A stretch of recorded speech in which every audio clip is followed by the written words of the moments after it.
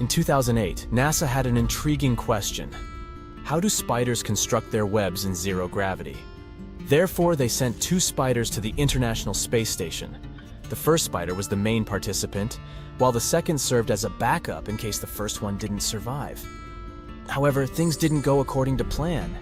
The backup spider managed to escape from its chamber and visited its companion, resulting in a bit of a mess. They built tangled webs that interfered with each other. As if that wasn't enough, the flies that were supposed to be food for the spiders started reproducing faster than anticipated. Their larvae escaped from their container and covered the front window of the chamber. Over time, the spiders were completely hidden behind the larvae. Although this initial experiment didn't go well, one of the researchers involved in planning the spider experiment was still curious. In 2011, she got another opportunity to repeat the same experiment. This time, she sought assistance from other researchers. They decided to send a different species of spider into space and prepared 4 spiders, 2 for the ISS and 2 for Earth, allowing for result comparison. The goal was to expose the spiders to varying gravity conditions and observe their behavior. However, another twist appeared in the story. Initially, they believed they had 4 female spiders, but it turned out that 2 of them were actually males. Determining the sex of young spiders can be tricky, but fortunately, one male had already been sent to space, while the other remained on Earth, enabling valuable data collection. The second experiment proved successful. The spiders were active. They built and dismantled webs, and even without the assistance of gravity, they spun new ones. 3 cameras captured thousands of pictures, showcasing their hard work on the webs. Interestingly, it seemed that spiders created significantly more symmetrical webs in space than on Earth. The center of the webs was closer to the middle, and surprisingly, the spiders didn't always position their heads downward as they typically do on Earth. However, one significant factor made all the difference: light. When the spiders on the ISS had a source of light, they weaved asymmetrical webs, similar to those found on our home planet. Light played a crucial role in orienting the spiders in space. The chamber's lamps were attached at the top. If the lights had been positioned differently, for example on the side, it would have been challenging to observe the effect of light on the symmetry of webs in zero gravity. When the lights were turned off, the spiders rested in random orientations within their webs. Yet with the lights on, they would orient themselves away from the light source, which meant downward. Hence, in the absence of gravity, light assisted them in orientation. This discovery was unexpected, because spiders can typically build their webs in the dark and capture prey effectively, even without light.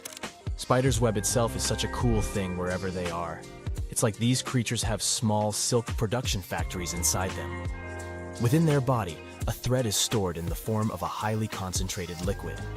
And a regular garden spider can produce up to 7 different types of silk, each having a unique combination of proteins.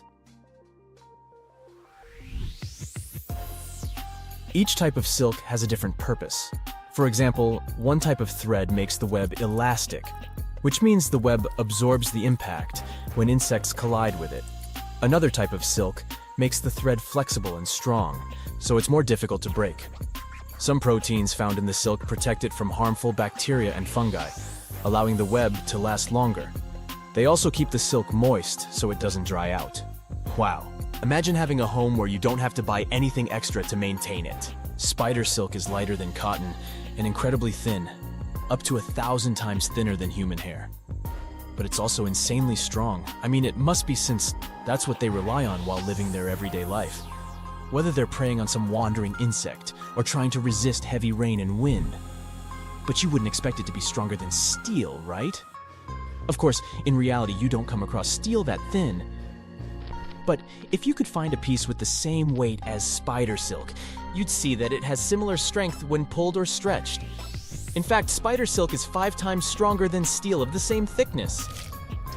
Spider silk is also super stretchy, able to stretch up to 4 times its original length without breaking. Plus, it remains strong even in freezing temperatures below -40 degrees F. The most common type of spider is the orb weaver. They're masters at building those webs you keep seeing in open areas. That's where they have a better chance to catch a tasty lunch. But since they choose such spots, their webs are more prone to damage. That's why these spiders have a fascinating habit. They often rebuild their entire webs every day, even if the current web seems perfectly fine. I wish I was this dedicated to maintaining my bedroom. These spiders actually do this because they want to be prepared for the evening when they patiently wait for their potential prey to get caught in their carefully set trap. At first, this might seem like a waste of time.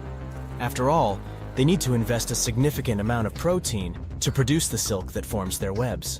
But even if an orb weaver spider doesn't catch its meal overnight, it usually has enough silk proteins to dismantle its old web and build a new one for the following night. As the spider removes the old web, it consumes the silk at the same time, and by doing that, recycles the proteins it contains. If you've ever observed a spider on its web, you must have noticed how attentively it responds to even the slightest vibrations. It turns out that spider silk can be finely adjusted to different sound frequencies, unlike any other material. When a spider builds its web, it doesn't just spin the silk and leave it as it is. The spider actually makes adjustments to the silk by changing how tight or loose it is, and how different threads are connected. This way, it creates a web that can vibrate or make different kinds of sounds. The spider is like a musician tuning their guitar. This feather-legged lace weaver is called the garden center spider because it mostly enjoys humid greenhouse conditions. And it has a really cool way of catching insects. Instead of spinning sticky webs like other spiders, it uses electricity. It produces incredibly thin silk, almost at the nanoscale. And on its hind legs, this spider has special hairs that act like tiny combs. As the silk emerges from its body, the spider uses these hairs to comb and manipulate the silk. And here's where the magic happens. This process generates an electric charge. The threads of the silk are now crackling with electricity, so they come together to form little poofs that resemble fluffy balls of wool. These electrically charged poofs are a great way to trap innocent insects wandering around. When unsuspecting prey comes into contact with them, the electric charge causes the threads to cling to their bodies, making it almost impossible to get away. Female Darwin's bark spiders make gigantic webs that can stretch over rivers and lakes, which means they can reach over 80 feet across. It turns out such enormous webs are just a part of their genius plan to catch their prey. A super strong web that goes across the water like a bridge can capture large insects that gracefully fly above the water's surface, like dragonflies, and it's an impressive project that takes days to construct. These special lines go across the river and anchor the web firmly to each bank. There's no easy way out of this.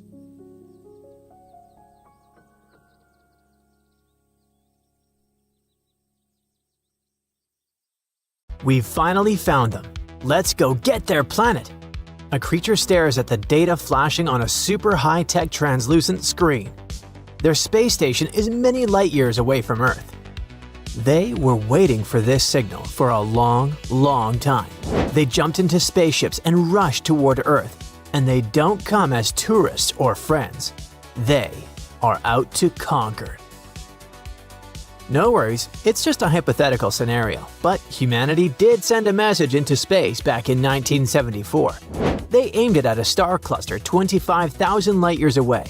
If the message ever reaches someone, they'll know who we are, what we're made of, and creepiest of all, exactly where we live. So why would someone send out such info?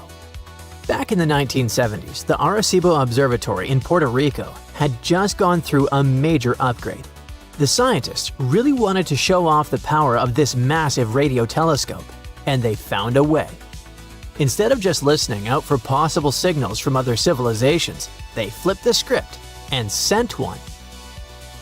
The mastermind behind it was Frank Drake, a legendary astronomer known for the Drake equation. It's a formula to estimate how many intelligent civilizations might exist in the galaxy. He teamed up with Carl Sagan, and they created a message in binary code, just ones and zeros, that described humanity. The whole thing was squeezed into just 1,679 bits. Why that number? Because it's the product of two prime numbers, 73 and 23. If you arrange the bits into a rectangle of 73 rows and 23 columns, you get a pixelated picture. kind of like early 8-bit video games. So what exactly did we send? First of all, the numbers 1 to 10. Second, the atomic numbers for hydrogen, carbon, nitrogen, oxygen, and phosphorus, the building blocks of DNA. There was also a rough diagram of our DNA structure, a stick figure of a human. Yep, a stick man, I'm not kidding. Then there was also our average height and the human population at the time, about 4.3 billion. Oh, and they did include the location of our planet in a diagram of our solar system, and also a drawing of the Arecibo telescope itself. They aimed the message at Messier 13. It's a huge ancient cluster with hundreds of thousands to millions of stars in one place. Imagine how many prospective planets could be there. The cluster is about 25,000 light-years away. That means it will take 25,000 years for the message to get there, and another 25,000 years for any reply to reach us. So, realistically, we won't be getting a new phone who dis text from extraterrestrial creatures anytime soon. The whole thing was meant more as a symbolic gesture, as a way to flex human intelligence and celebrate our tech. Even Carl Sagan says it was kind of like launching a bottle into the cosmic ocean. Sounds cool, but not everyone agrees it was a good idea. Over the years, the Arecibo message has sparked a lot of controversy. Because, here's the thing, what if someone does hear us? And what if they're not friendly? One of the most brilliant physicists in history, Stephen Hawking, famously warned against actively trying to contact extraterrestrial civilizations. He explained that when advanced civilizations have met less advanced ones on Earth, it usually ended badly. And by badly here, I mean horrible things like colonization and many people losing their lives.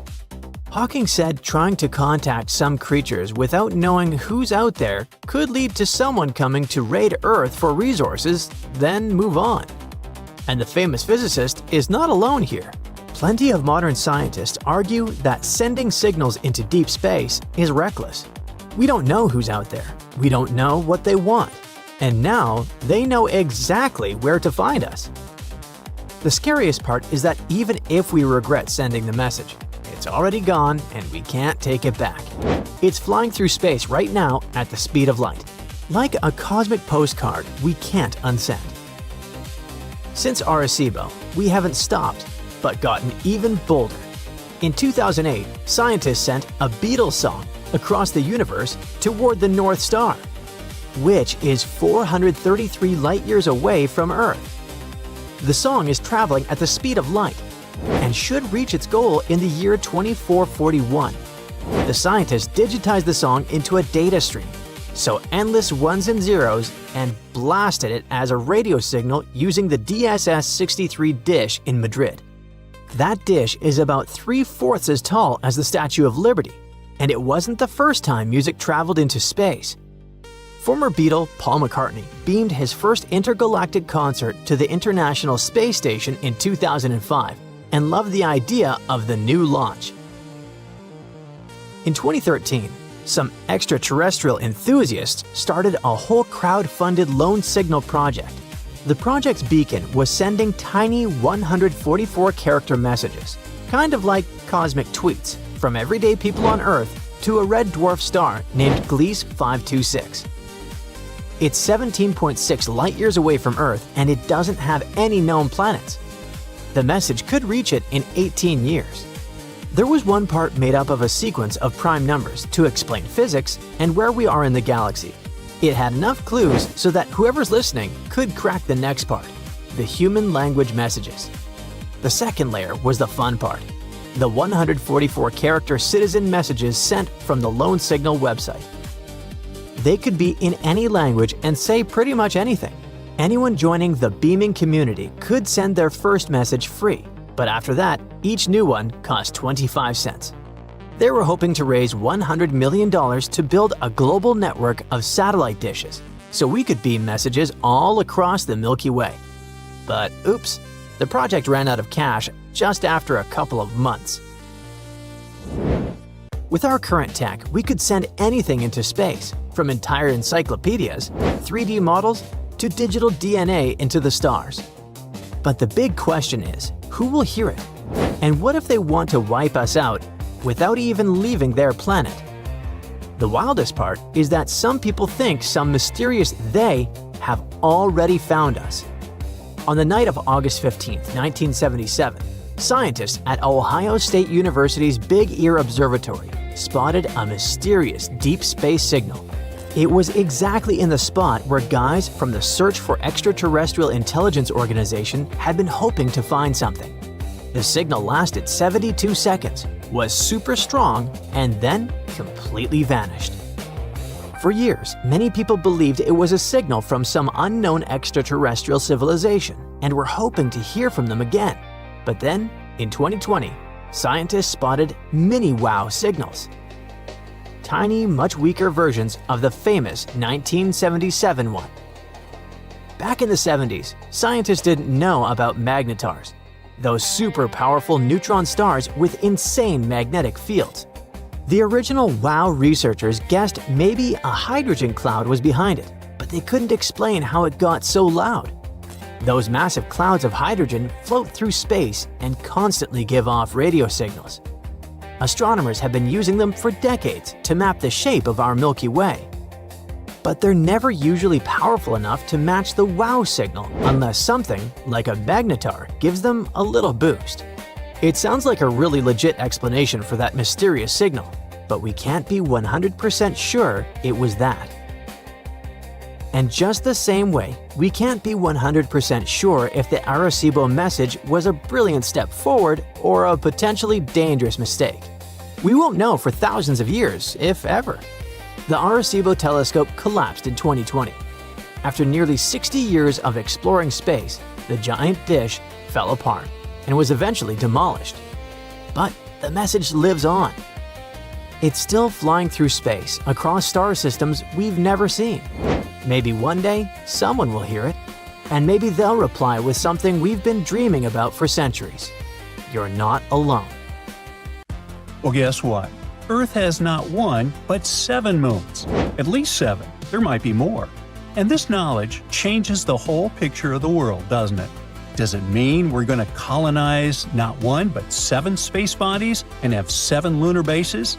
Will we have a choice on which natural satellite to spend our space vacation in the future? Well, here's the thing. These extra moons are kind of different. They're called mini-moons.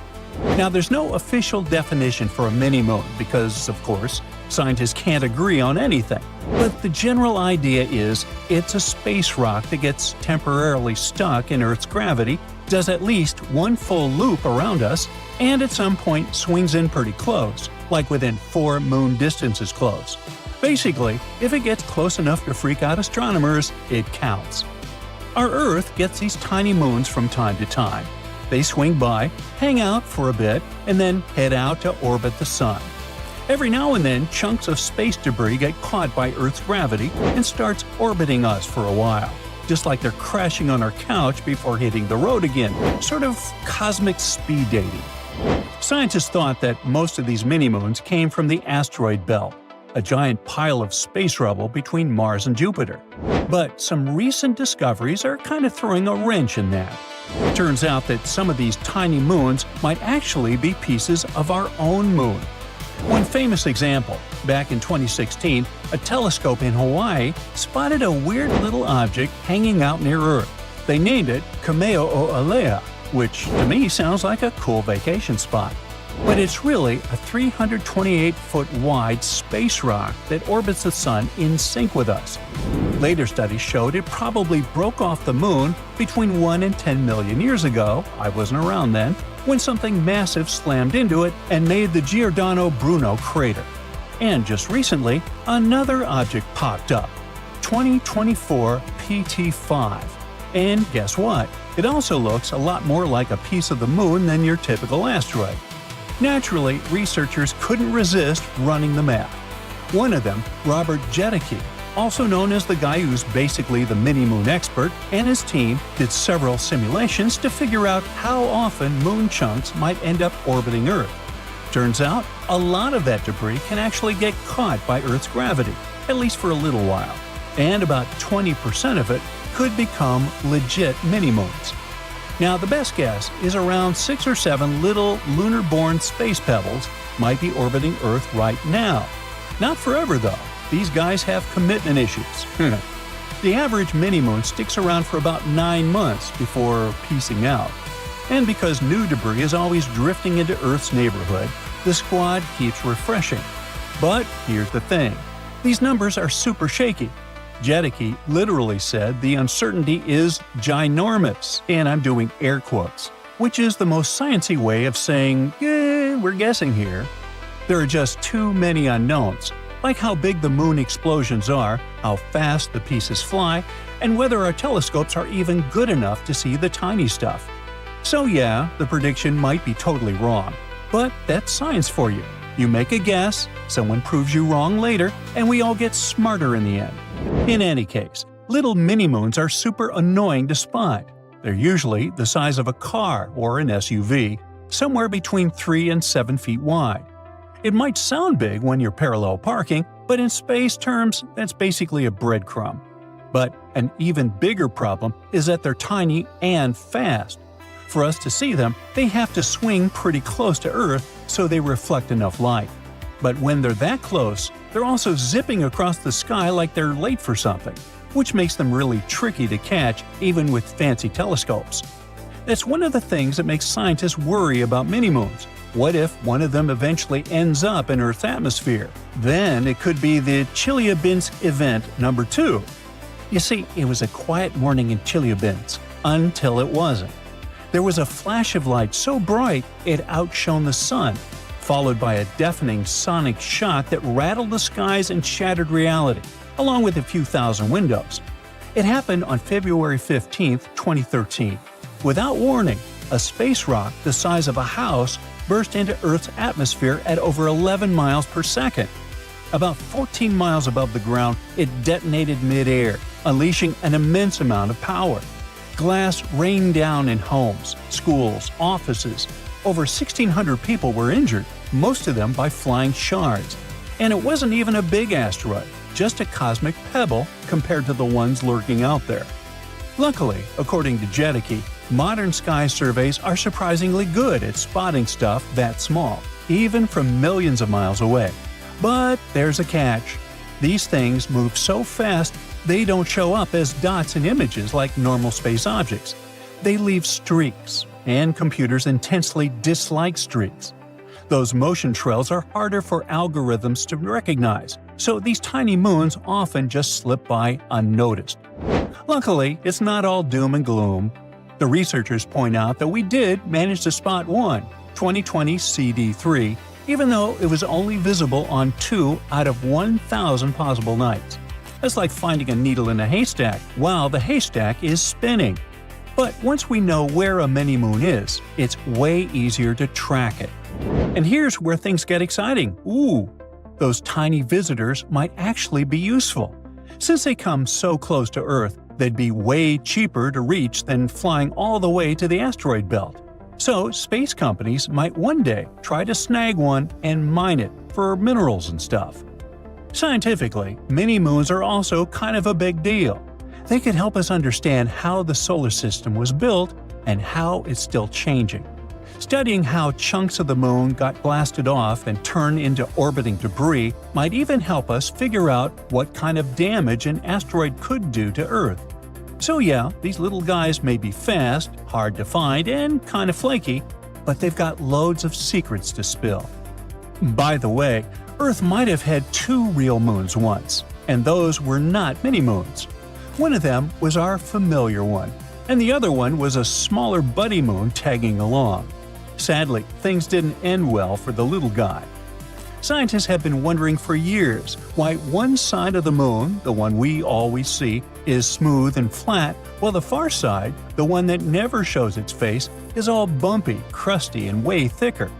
Looks like the moon has a good side for selfies and a rough don't-take-my-picture side. So, according to a new computer model, that lopsidedness might be the result of a slow-motion cosmic fender bender. The theory goes like this. Millions of years ago, our moon had a smaller moon sibling cruising along with it in space. Everything was chill like for 80 million years.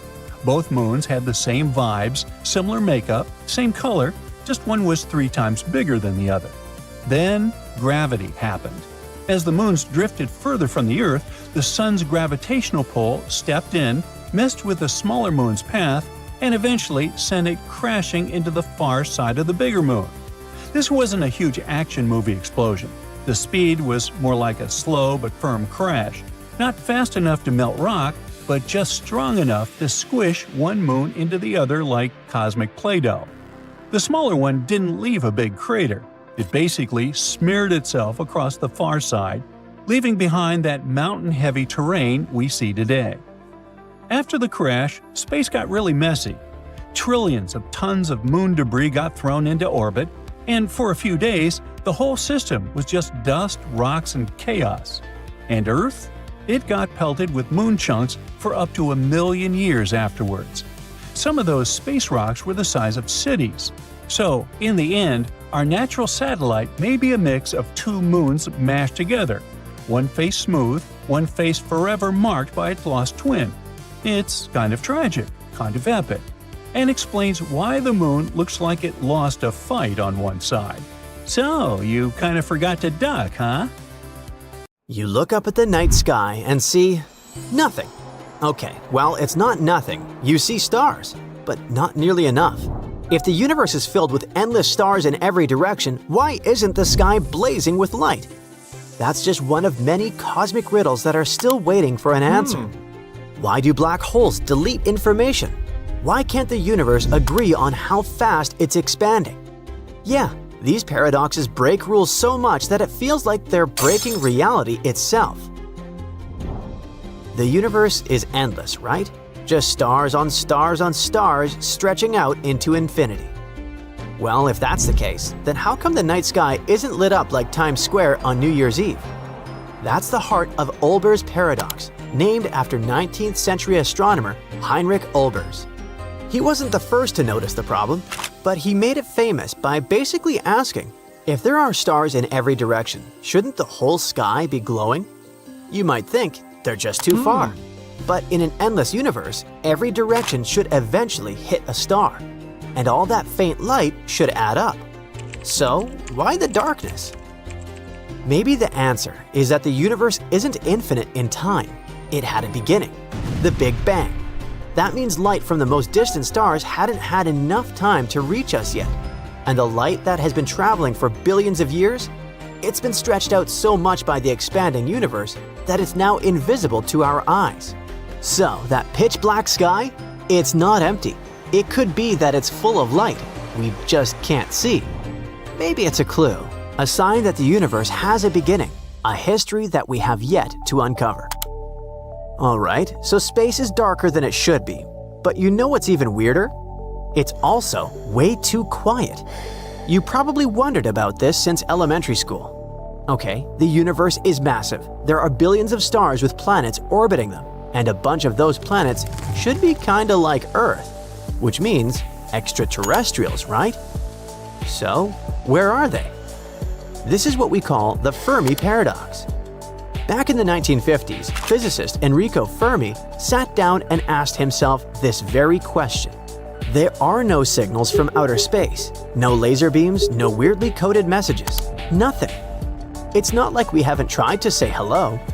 In 1974, scientists used the giant Arecibo radio telescope to beam a binary coded message into space.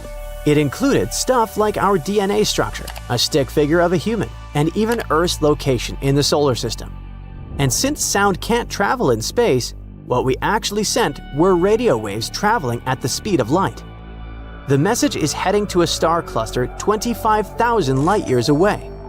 So even if those little green men pick it up the moment it arrives, the earliest we could get a response is in about 50,000 years. Okay, that's pretty far into the future. But wait, if we're out here sending signals, isn't it possible someone else did the same, like 150,000 years ago, or 500,000? Shouldn't something have reached us by now? Some extraterrestrial TikTok at least? The answer could be that we're the first technologically advanced civilization. Perhaps intelligent civilizations vanish with their stars, Or maybe they're not as friendly as we are, and they've been avoiding us for a reason.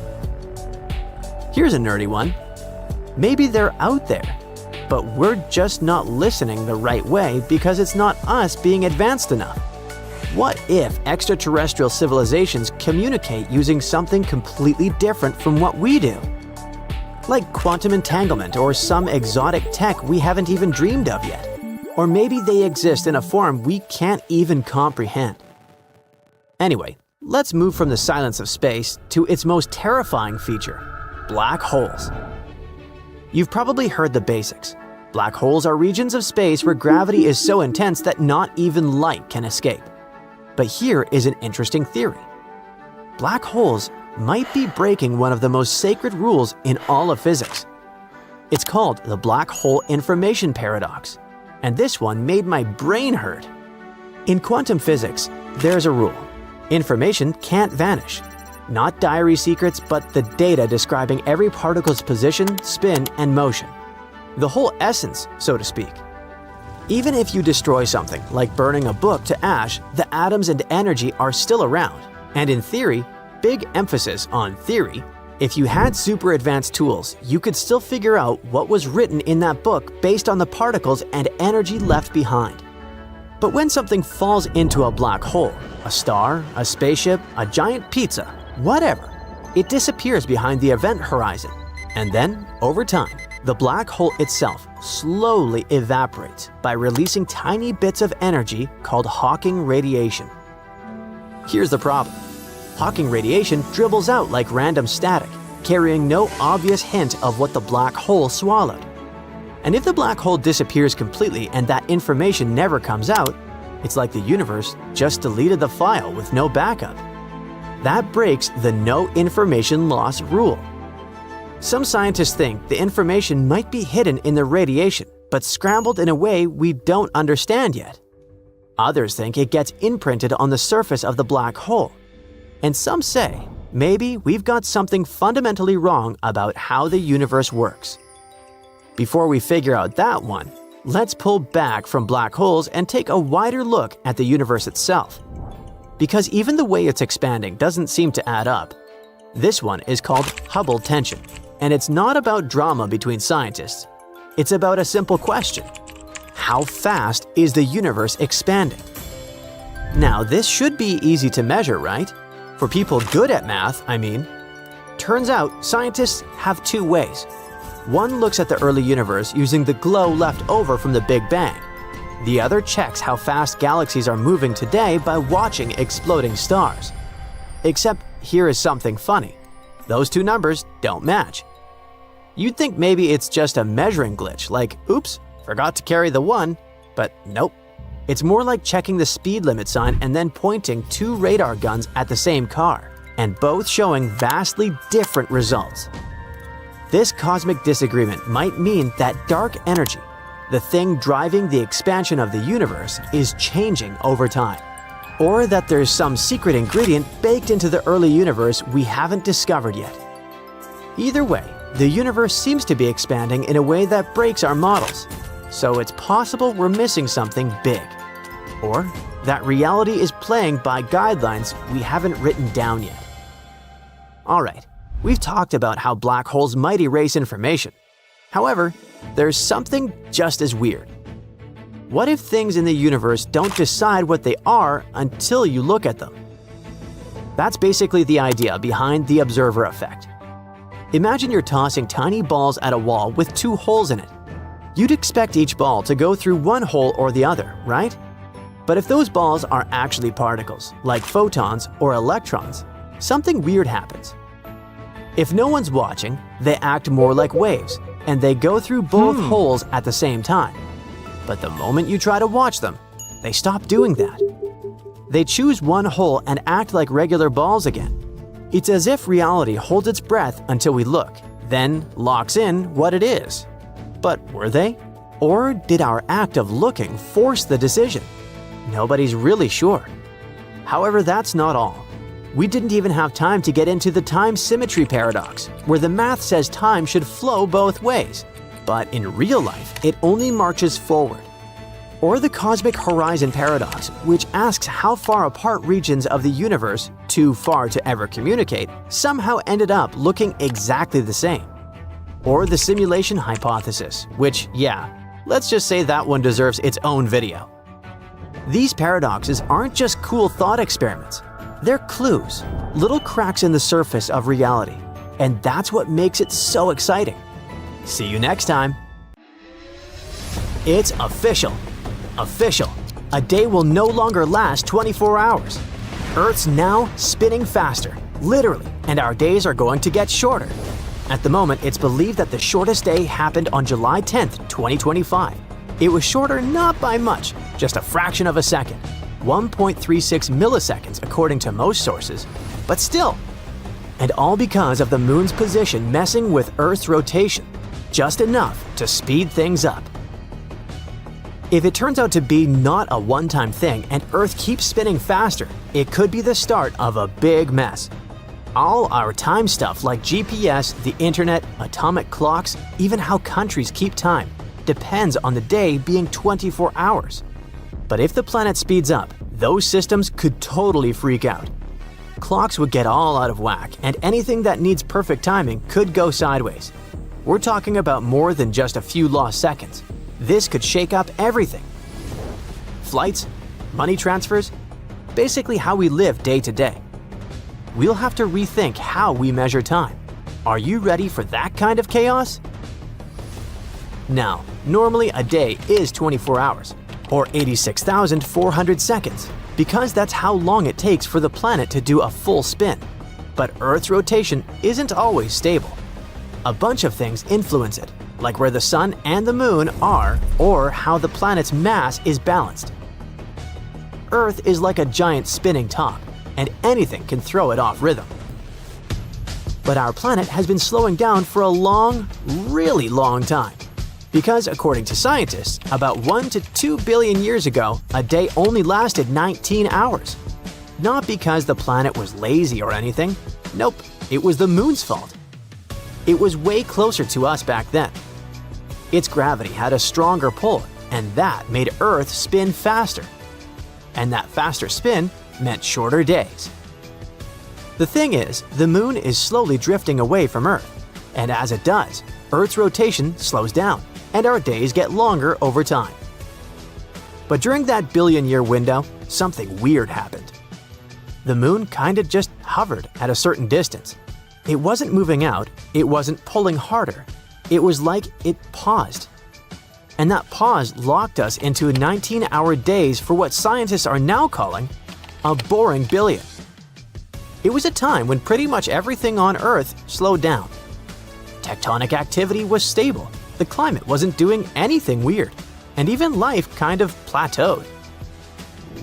Now, let's get into the sciencey part. The moon's gravity controls our ocean tides. That's what slows down Earth's spin. But the sun pulls on Earth too, just in a different way. When sunlight hits Earth's surface and heats it up, that creates what's called solar atmospheric tides, and those can actually speed up Earth's rotation.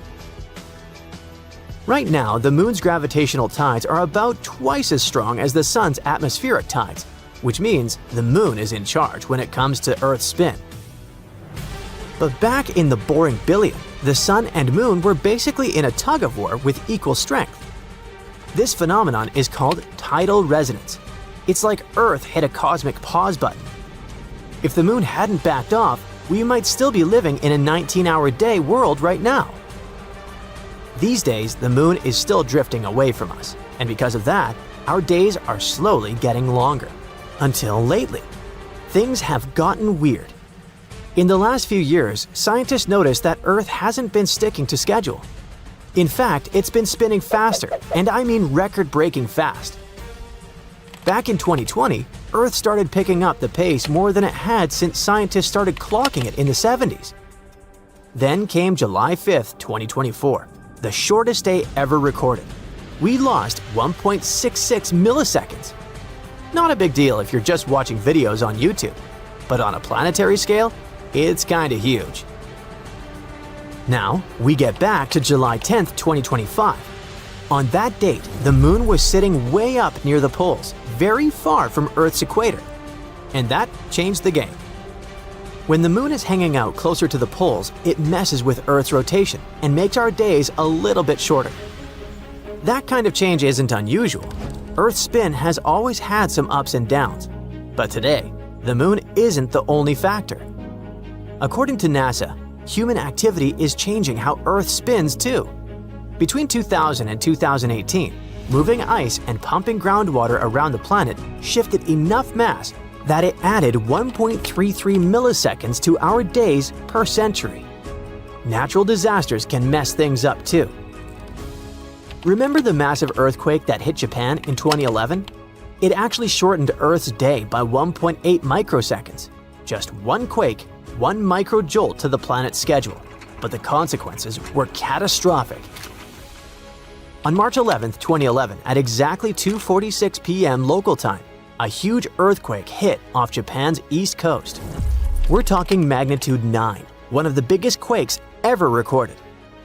The epicenter was about 80 miles from Sendai and over 230 miles from Tokyo. Japan's main island shifted 8 feet. Yes, the ground moved and whole cities literally slid, but it didn't just shake buildings and trigger a tsunami. The quake was so strong it redistributed Earth's mass, like shifting weights around on a spinning top. When you do that, the top spins differently. Same deal with Earth. The movement of tectonic plates was enough to tweak the whole planet's rotation. The thing is, the earthquake moved land and shifted Earth's figure axis. That's the axis our planet's mass balances around, by 6.5 inches. That's separate from the north-south spin axis, which we rotate on daily at about 1,000 miles per hour. But still, that shift was enough to make Earth wobble differently as it was spinning. It didn't tilt the entire axis in space. Only stuff like the sun or moon's gravity can do that. But it was still a major shakeup, no pun intended. And it wasn't the first time this had happened. The 2004 Sumatra quake, a staggering magnitude 9.1, sped up Earth's spin and cut 6.8 microseconds off the day. Chile's 2010 quake took off another 1.26 microseconds. Every time one of these mega quakes hit, it's like Earth gets a tiny jolt, spinning just a hair faster. And it might not be over. For example, that March 11 quake unleashed more than 80 aftershocks that were magnitude 6.0 or higher. Long after, some of those aftershocks were still tweaking the day length. It was very subtle, changes in millionths of a second, but real. But the thing is, even the seasons can mess with how fast Earth spins. A geophysicist from the University of Liverpool has explained it like this. There's way more land in the northern hemisphere than in the south. So, during northern summer, trees grow leaves, and that leaf mass moves upward, farther from Earth's center. And it sounds pretty harmless, right? But no, that tiny shift actually slows down our planet's spin, just a bit.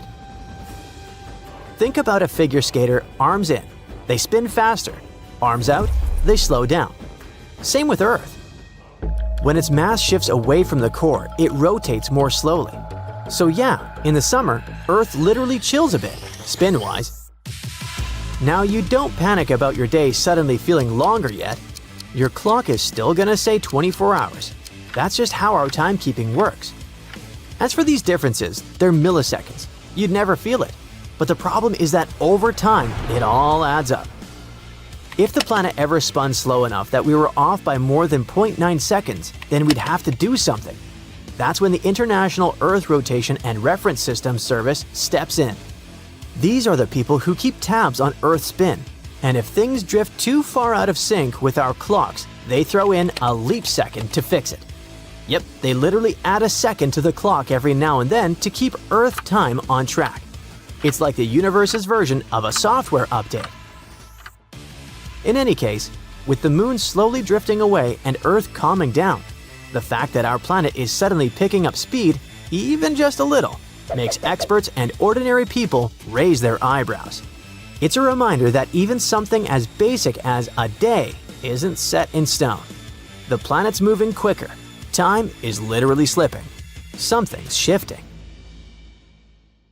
The moon might be hiding trillions of dollars worth of materials beneath that dusty surface, and NASA is about to get a piece of it soon.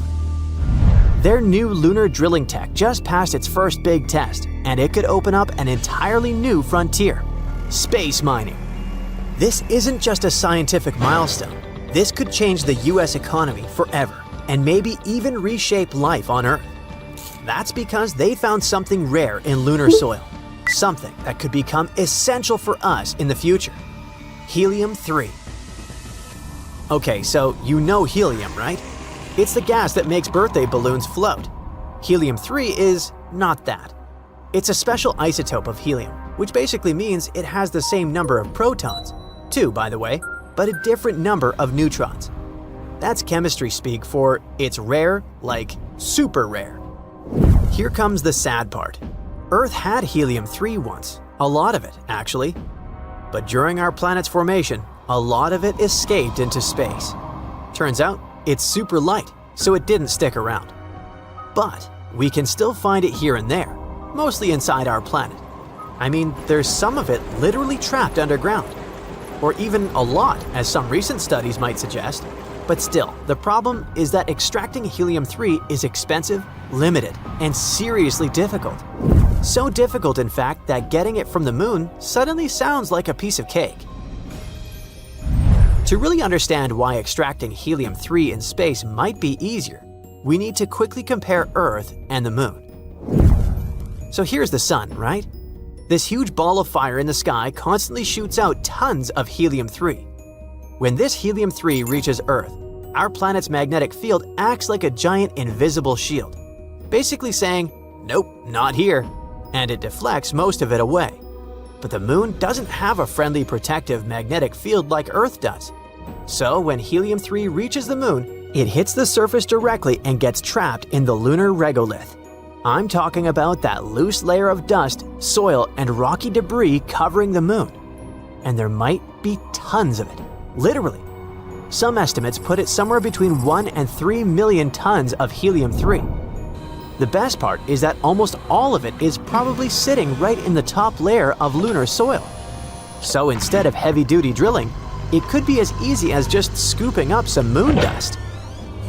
That's why a lot of people think getting helium-3 from our natural satellite could actually be way easier, or maybe even cheaper, than digging deep underground here on Earth. Now, you're probably thinking, why go through all that trouble? I mean, if it doesn't work for birthday balloons, what's the big deal with helium-3? Well, for starters, it's already being used in advanced medical tech, like magnetic resonance imaging and X-ray. But here's the real game changer. Helium-3 could actually end our dependence on fossil fuels, for good.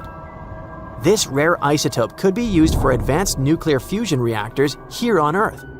In other words, it could give us nuclear energy that's not just super efficient, but a whole lot safer too. See, most nuclear power plants today run on a process called fission. They use uranium-235, and when those atoms split, you get a ton of energy. But you also get something else: radioactive waste. And yeah, it's just as dangerous as it sounds. But helium-3 is different. It could power future reactors with a process called fusion. If you mix helium-3 with a type of hydrogen called deuterium, you get a lot of energy, but without the dangerous waste. It could be cost-efficient too. Let's say a single space shuttle cargo bay could carry about 25 tons of helium-3. That would be enough to power the entire United States for a year. And scientists believe there's enough helium-3 on the moon to power the whole world for 10,000 years. These are only estimates for now, but the future potential is so exciting that the demand for helium-3 is already skyrocketing, and so is its value. In 2024, some experts say that the helium-3 market was worth about $670 million. This year, it's expected to hit around $730 million, and 10 years from now, experts believe it could reach nearly $1.6 billion. Sorry for all the numbers, I just wanted to show you why mining the moon matters. It might actually save us from a future energy crisis by giving us almost endless, clean nuclear power. Everything sounds great so far, but there's one big challenge. Mining helium-3 on the moon is one thing. Bringing it back to Earth is a whole different story. So let's look at one possible solution.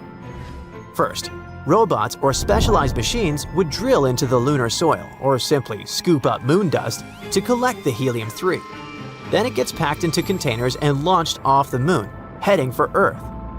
When the containers get close to Earth, a ship called the Space Rapid Transit will pick them up in orbit. Think of it as a reusable space truck with engines that can even use air for thrust. Finally, the ship would land at an airport here on Earth. From there, the helium-3 would head straight to power plants, giving us clean, safe, and almost unlimited energy.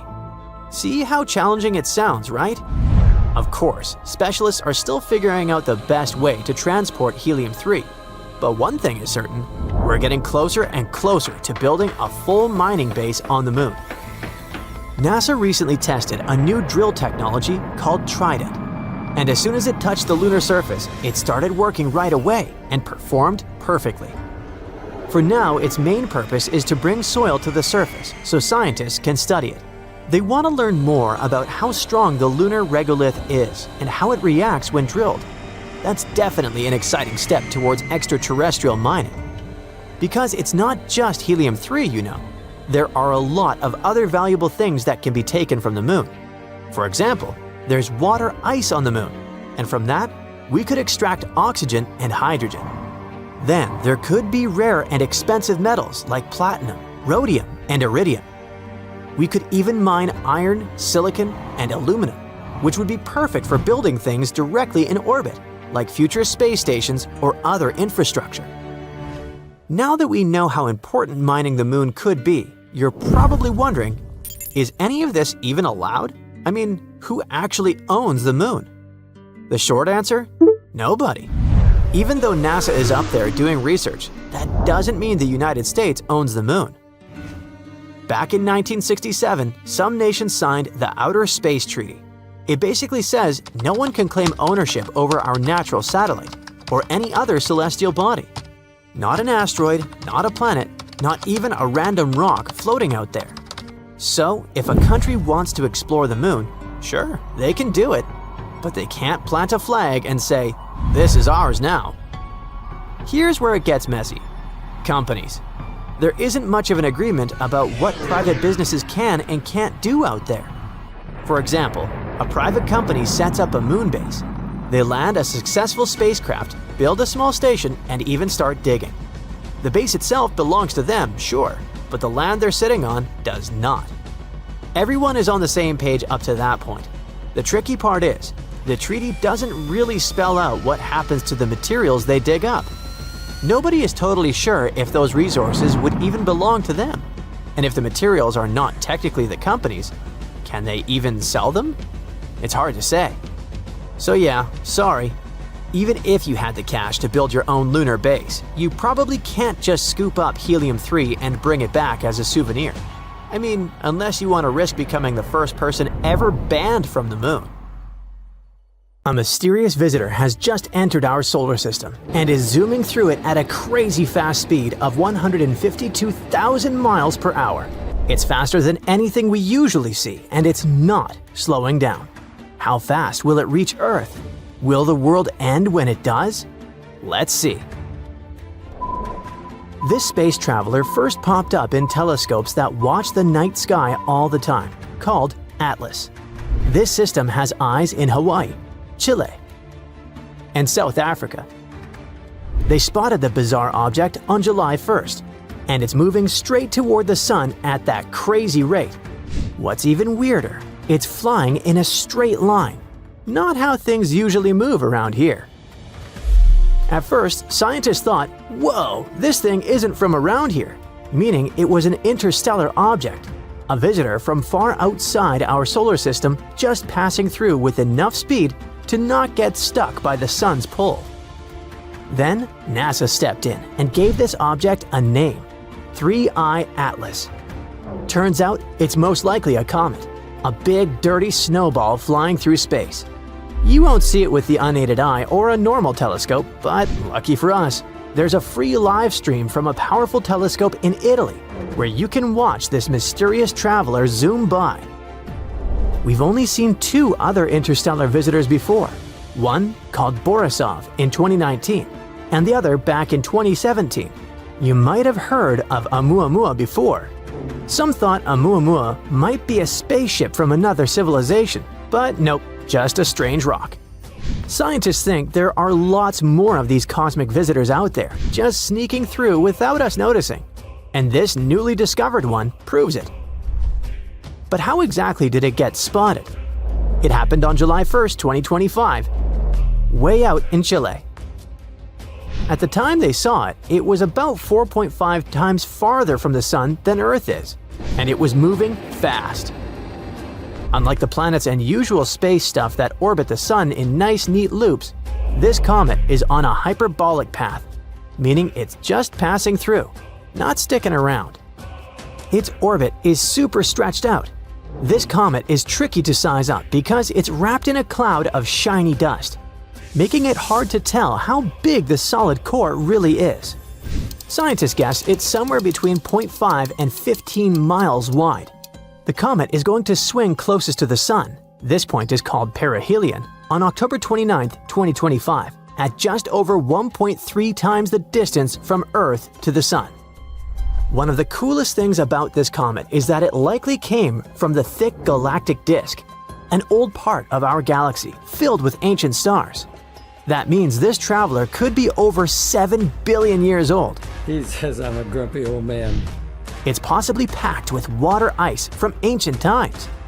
In other words, it's a speedy, mysterious comet from far beyond that might hold secrets about the early universe hidden in its ice.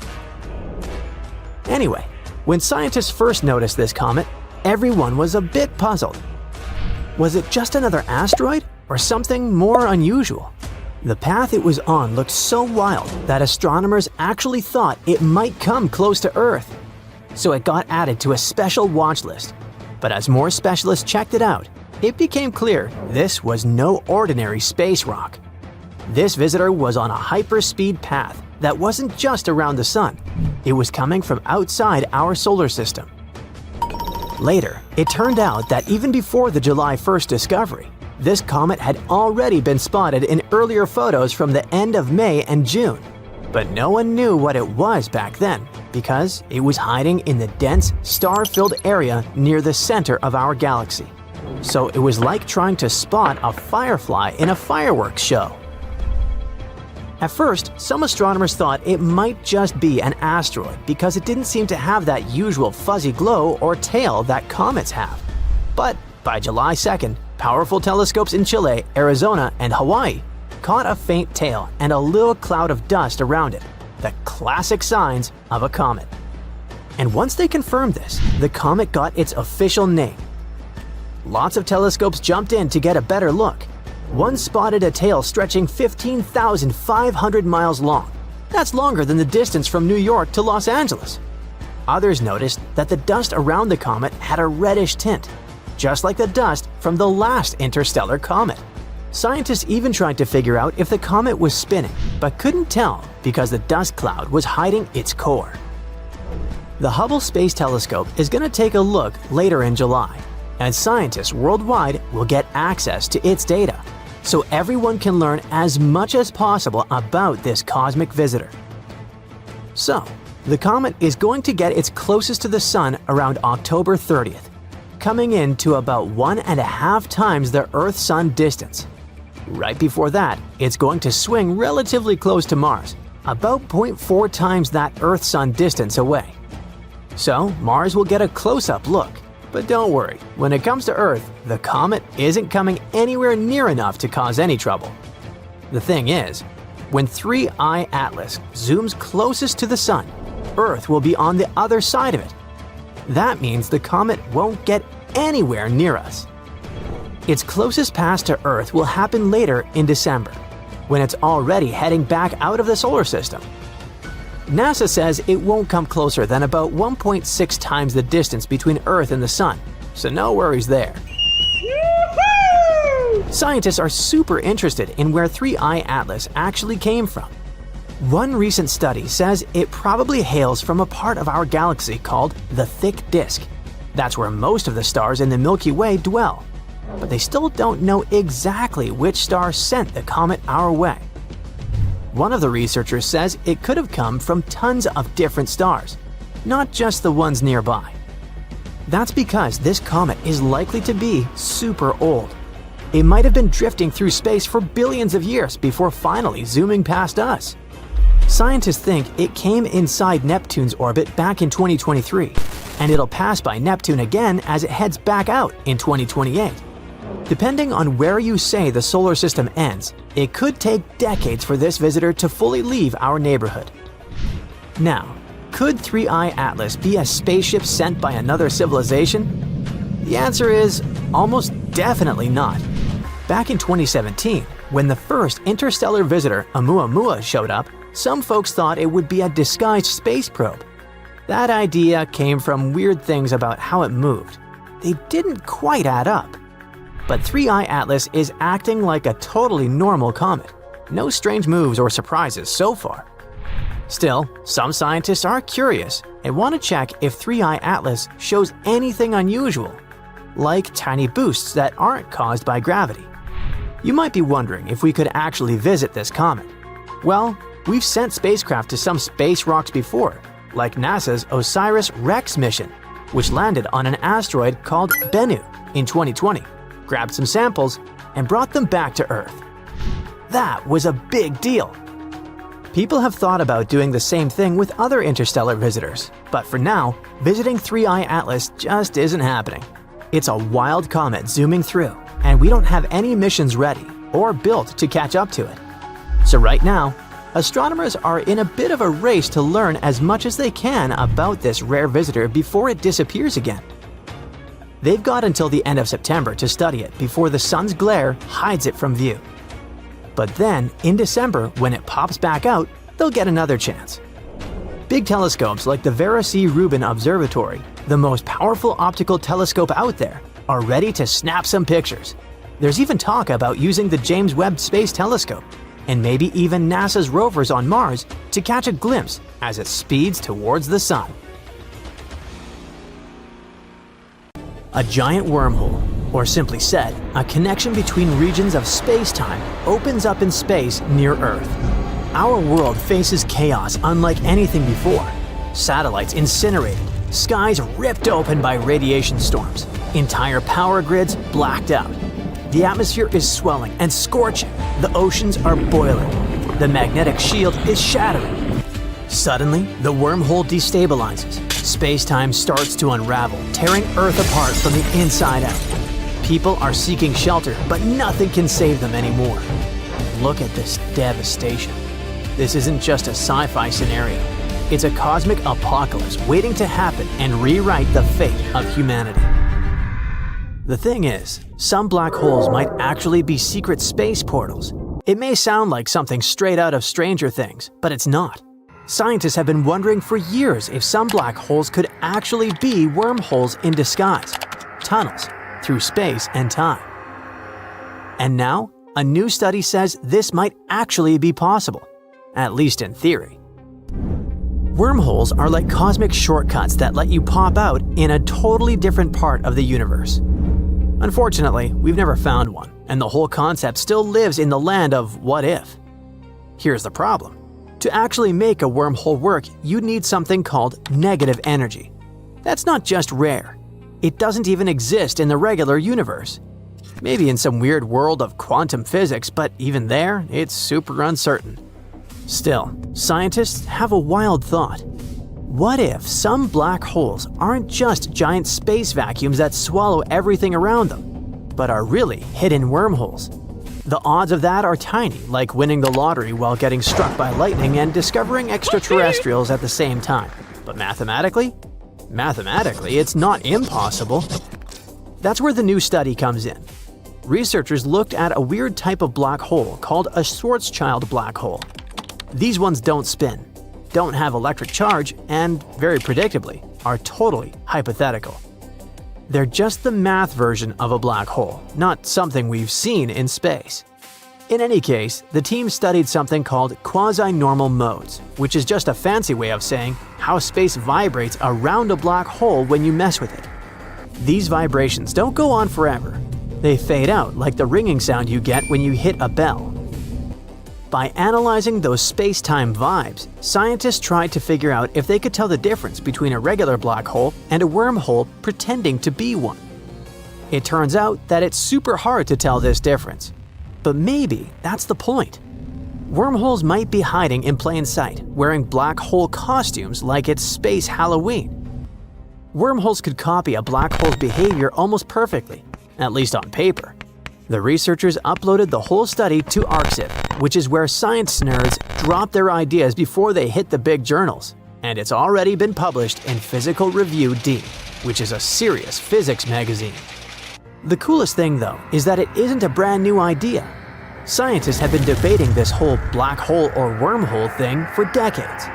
Back in 2021, some researchers wondered if the giant black holes at the centers of galaxies, called active galactic nuclei, were actually wormhole entrances. And in 2022, a team in Bulgaria said that the light coming from a wormhole could look almost exactly like what comes from a black hole. There's also this sci-fi level theory that some black holes might be paired with opposite twins, called white holes. A white hole basically spits stuff out instead of sucking it in. Together, a black and a white hole could form a wormhole tunnel. But no one's found a white hole either yet, so that idea is still just theory. By the way, in this latest study, the authors have shown that wormholes and black holes not only look similar, but also sound similar. At least in how space-time shakes around them when they get hit with something. So our next move should be fine-tuning our scientific models, especially near the part of the wormhole called the throat. Scientists want to see if wormholes could fake even more black hole-like behavior, but it's tricky. Some of the math gets super hard. In any case, how about finding out more about these mysterious wormholes? You've seen them in every second sci-fi movie. Magical space tunnels that let you skip across the universe. Einstein was the first one to have dreamed them up. Wormholes are still 100% hypothetical, and we've never spotted one. But that doesn't stop people from theorizing. Like, what if a wormhole started sucking in matter like a black hole does? If a wormhole started eating stuff like dust, gas, or space debris, it would create a plasma tornado, a literal space firestorm in its throat. And this twisty storm would eventually blast out the other side of the wormhole, firing hot plasma at nearly 125 million miles per hour. That's about 1/5 the speed of light. It would also be insanely hot in there, so hot it could probably trigger nuclear fusion. Of course, all of this is still just theoretical. No one's seen a wormhole do this. No one's seen a wormhole do anything, actually. But the math says it could happen, if we ever find a wormhole. The bright side of it all is that we would probably spot an event with so much drama. Even though wormholes don't have an event horizon, aka the point of no return, like black holes, they still bend light. Normally, you might not be able to see something like that, but this thing is so absurdly bright from the plasma firestorm that you would actually see it glowing in space. Think of it like a black hole, but with a glowing center instead of just darkness, and a jet of flaming plasma shooting out one side like a broken space faucet. Still, don't get your hopes up for spotting one anytime soon. Even if we did find a wormhole, it probably wouldn't last long. It could break apart or transform into a completely different type of space-time before we even realized what we were looking at. Plus, keep in mind that wormholes might look almost exactly like black holes unless you know what kind of light polarization, how light waves line up, to look for. Now let's talk a bit more about black holes themselves. You're likely to know them as insane space beasts that suck up everything nearby, gas, dust, even light. And once something crosses a black hole's event horizon, it's trapped forever. Scientists say that inside, everything gets crushed into a tiny point called a singularity, where the usual rules of physics totally break down. But back in 2010, a physicist named Nikodem Pavlovsky had a crazy idea. What if black holes don't have singularities? Instead, what if the center of a black hole is actually a doorway to another universe? Maybe our entire universe was born from matter shooting out of a black hole in some parent universe. Poplavsky's theory uses something called torsion, which is like a weird gravitational twist that stops matter from getting crushed infinitely. Because of torsion, instead of crashing into a singularity, matter inside a black hole can create a tunnel, a so-called Einstein-Rosen bridge, or simply a wormhole, connecting a black hole to a white hole. So, imagine matter falling into a black hole in one universe, then popping out of a white hole in another. Poplavsky thinks this could explain the Big Bang, but as a big bounce, meaning the universe keeps cycling through phases of expansion and contraction, not just one huge explosion. Sadly, if such a tunnel existed, it would be a one-way trip. Nothing would come back through to the original universe. Some scientists are still skeptical because torsion hasn't been proven yet. But other experts think Poplavsky's model is super promising. They even go further and say that our whole universe might be living inside a giant black hole hundreds of billions of light years wide. Now, we just need to figure out how to test this. Future space studies might give us more clues, like checking if our universe is closed, which basically means that it's curved without an edge, or digging deeper into cosmic background radiation, which is the leftover glow from the Big Bang.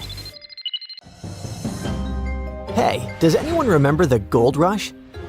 Back in the 19th century, prospectors were flooding California rivers with a pan in hand, chasing wealth. Well, scientists now say it might be time for the moon rush, because apparently precious metals worth over $1 trillion could be hiding underneath the surface of the moon. That's a lot of money.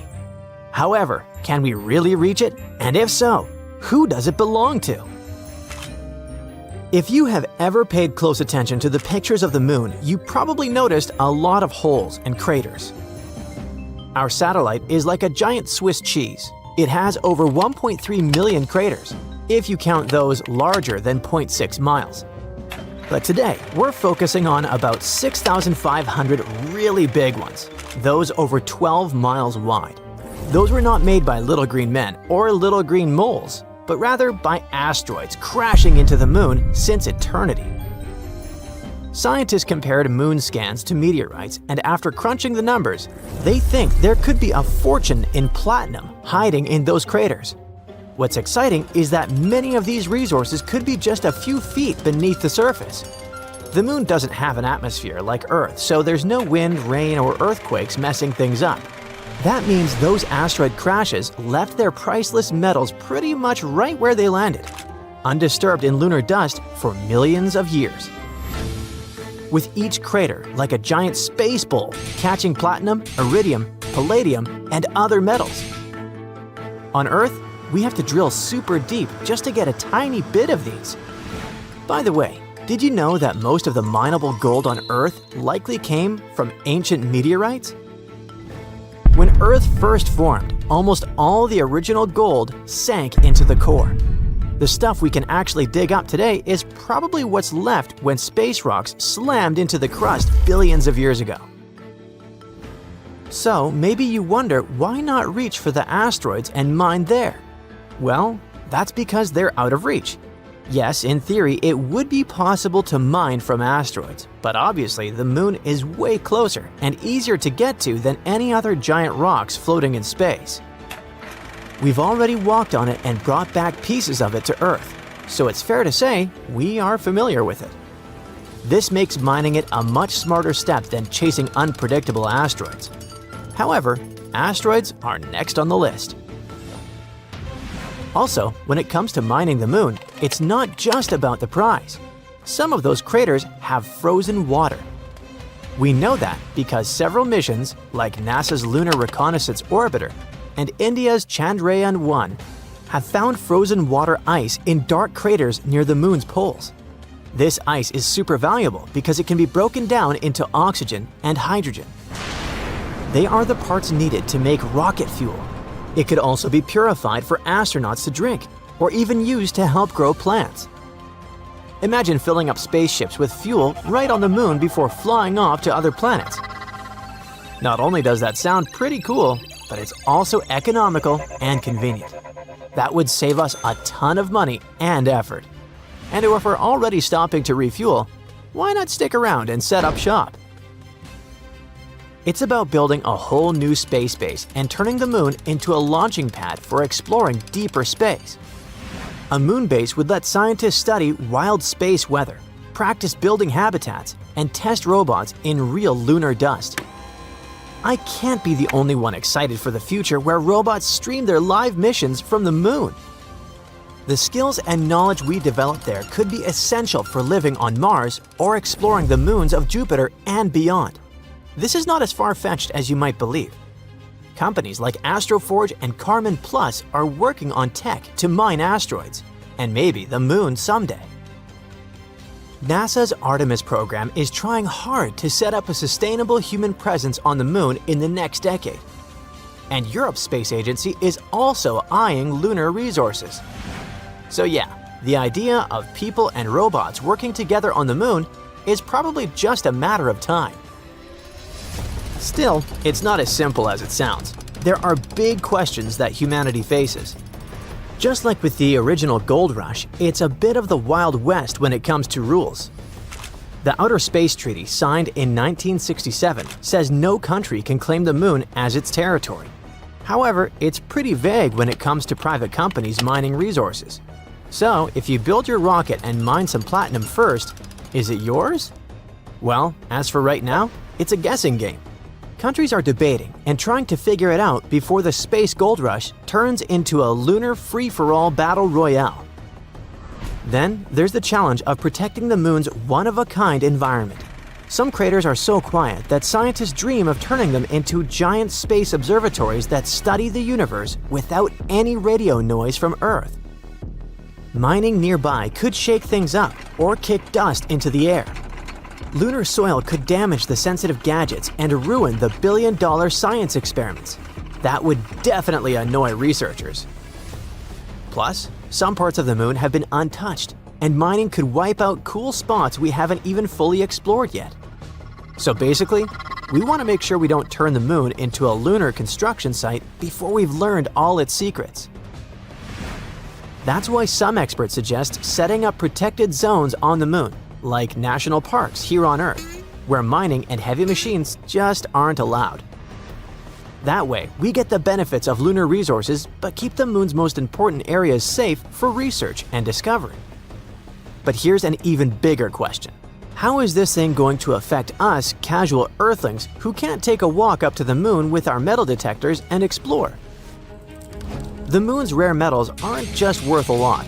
They could actually be super useful for future tech.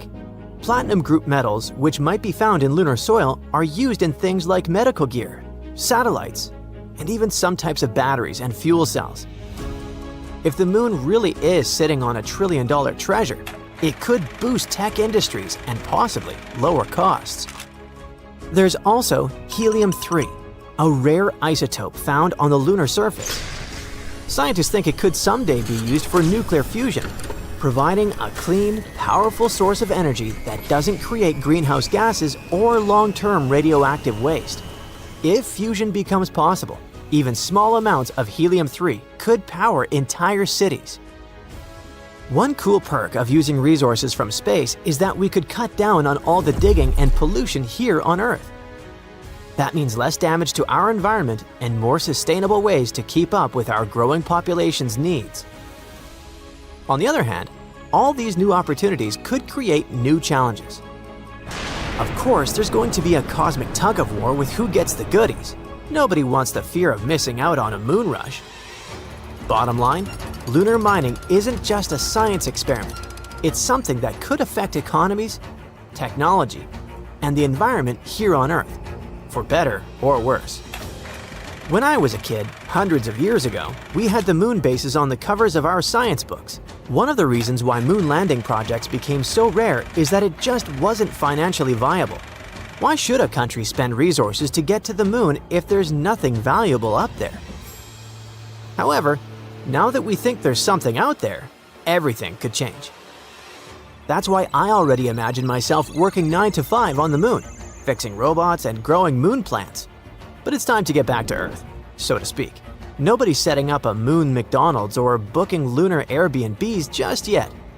Even the most optimistic experts say we're still decades away from big mining operations or permanent lunar bases.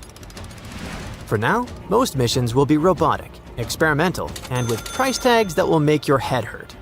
So until we all get our moon mining helmets, it's something to think about while moon gazing. What about that wealth hiding on the bright side of the moon? Thank you for watching. Just when you think space couldn't get any more weirder? Hey, check my grammar. The universe throws a curveball in the form of a giant glowing bubble that's too perfect to be real. Astronomers have spotted something strange drifting through our galaxy. And it's not a rogue planet, which is a space body the size of a planet that doesn't orbit any star. It's not a star itself either. It's not even your average supernova remnant. It's a perfectly round sphere, and scientists are stunned. Astronomers were going through data from a super powerful radio telescope when they spotted something that looked like a perfect round bubble. At first, they thought it was the leftovers from a massive star explosion called a supernova. But the weird part was that the object was too perfect. Normally, such explosions leave behind messy, uneven clouds. And the newly discovered one looked like someone had drawn it with a compass. The scientists named the space bubble Telos, which means perfect in ancient Greek. They've already looked at all the possible explanations, but none of them really make sense yet. This strange space body was discovered thanks to a telescope in Australia called ASCAP. It's been scanning the sky and finding all kinds of weird circular objects. This research was part of a project called the Evolutionary Map of the Universe. Some of the faraway circles, known as ORCs, which is short for odd radio circles, have already puzzled scientists. But this one is different because it's inside our own galaxy. At the same time, even though Telos is technically closer to us, scientists can't quite figure out how close it is. And that's making it harder to understand where it came from or how it formed. The researchers have taken an even closer look at this strange space bubble and found something super odd. It only gives off a very faint glow and only in radio waves, not in visible light or X-rays. Based on that glow, they figured it's most likely the leftover shell of a massive star explosion called a Type Ia supernova, one of the brightest and most powerful kinds of explosions in the universe. This kind of explosion happens like this. A super-dense dead star, called a white dwarf, starts stealing material from a nearby star. It keeps sucking in stuff until it just can't handle the weight anymore, then it blows up in a huge burst of energy. Now that part makes sense. But figuring out how far away is this thing? Strangely, it's not so easy. Scientists have run the numbers and ended up with two possible distances for Telos. Either it's around 7,175 light-years away, or it's much farther, about 25,114 light-years away, give or take. Depending on which distance is right, the size of the bubble could be vastly different. If it's closer, then it's about 46 light-years wide. That would make it a pretty young supernova remnant, maybe less than 1,000 years old. But if it's farther away, then it's a giant 157 light-years across, which could be more than 10,000 years old. So, which one is it? That's where things get tricky. Scientists have models that tell us how these supernova leftovers should behave. And one of the most important things they expect to see is X-rays. But you might remember that Telos doesn't show any, not a single X-ray in sight. That's the big mystery. How can something that should be glowing with X-rays be totally silent? It just doesn't add up and leaves the scientists very puzzled. Another idea the scientists are considering is that Telos might not be a regular supernova remnant at all. Instead, it might be the leftovers from a rarer kind of explosion called a Type Ia supernova. And this one? It's extra weird.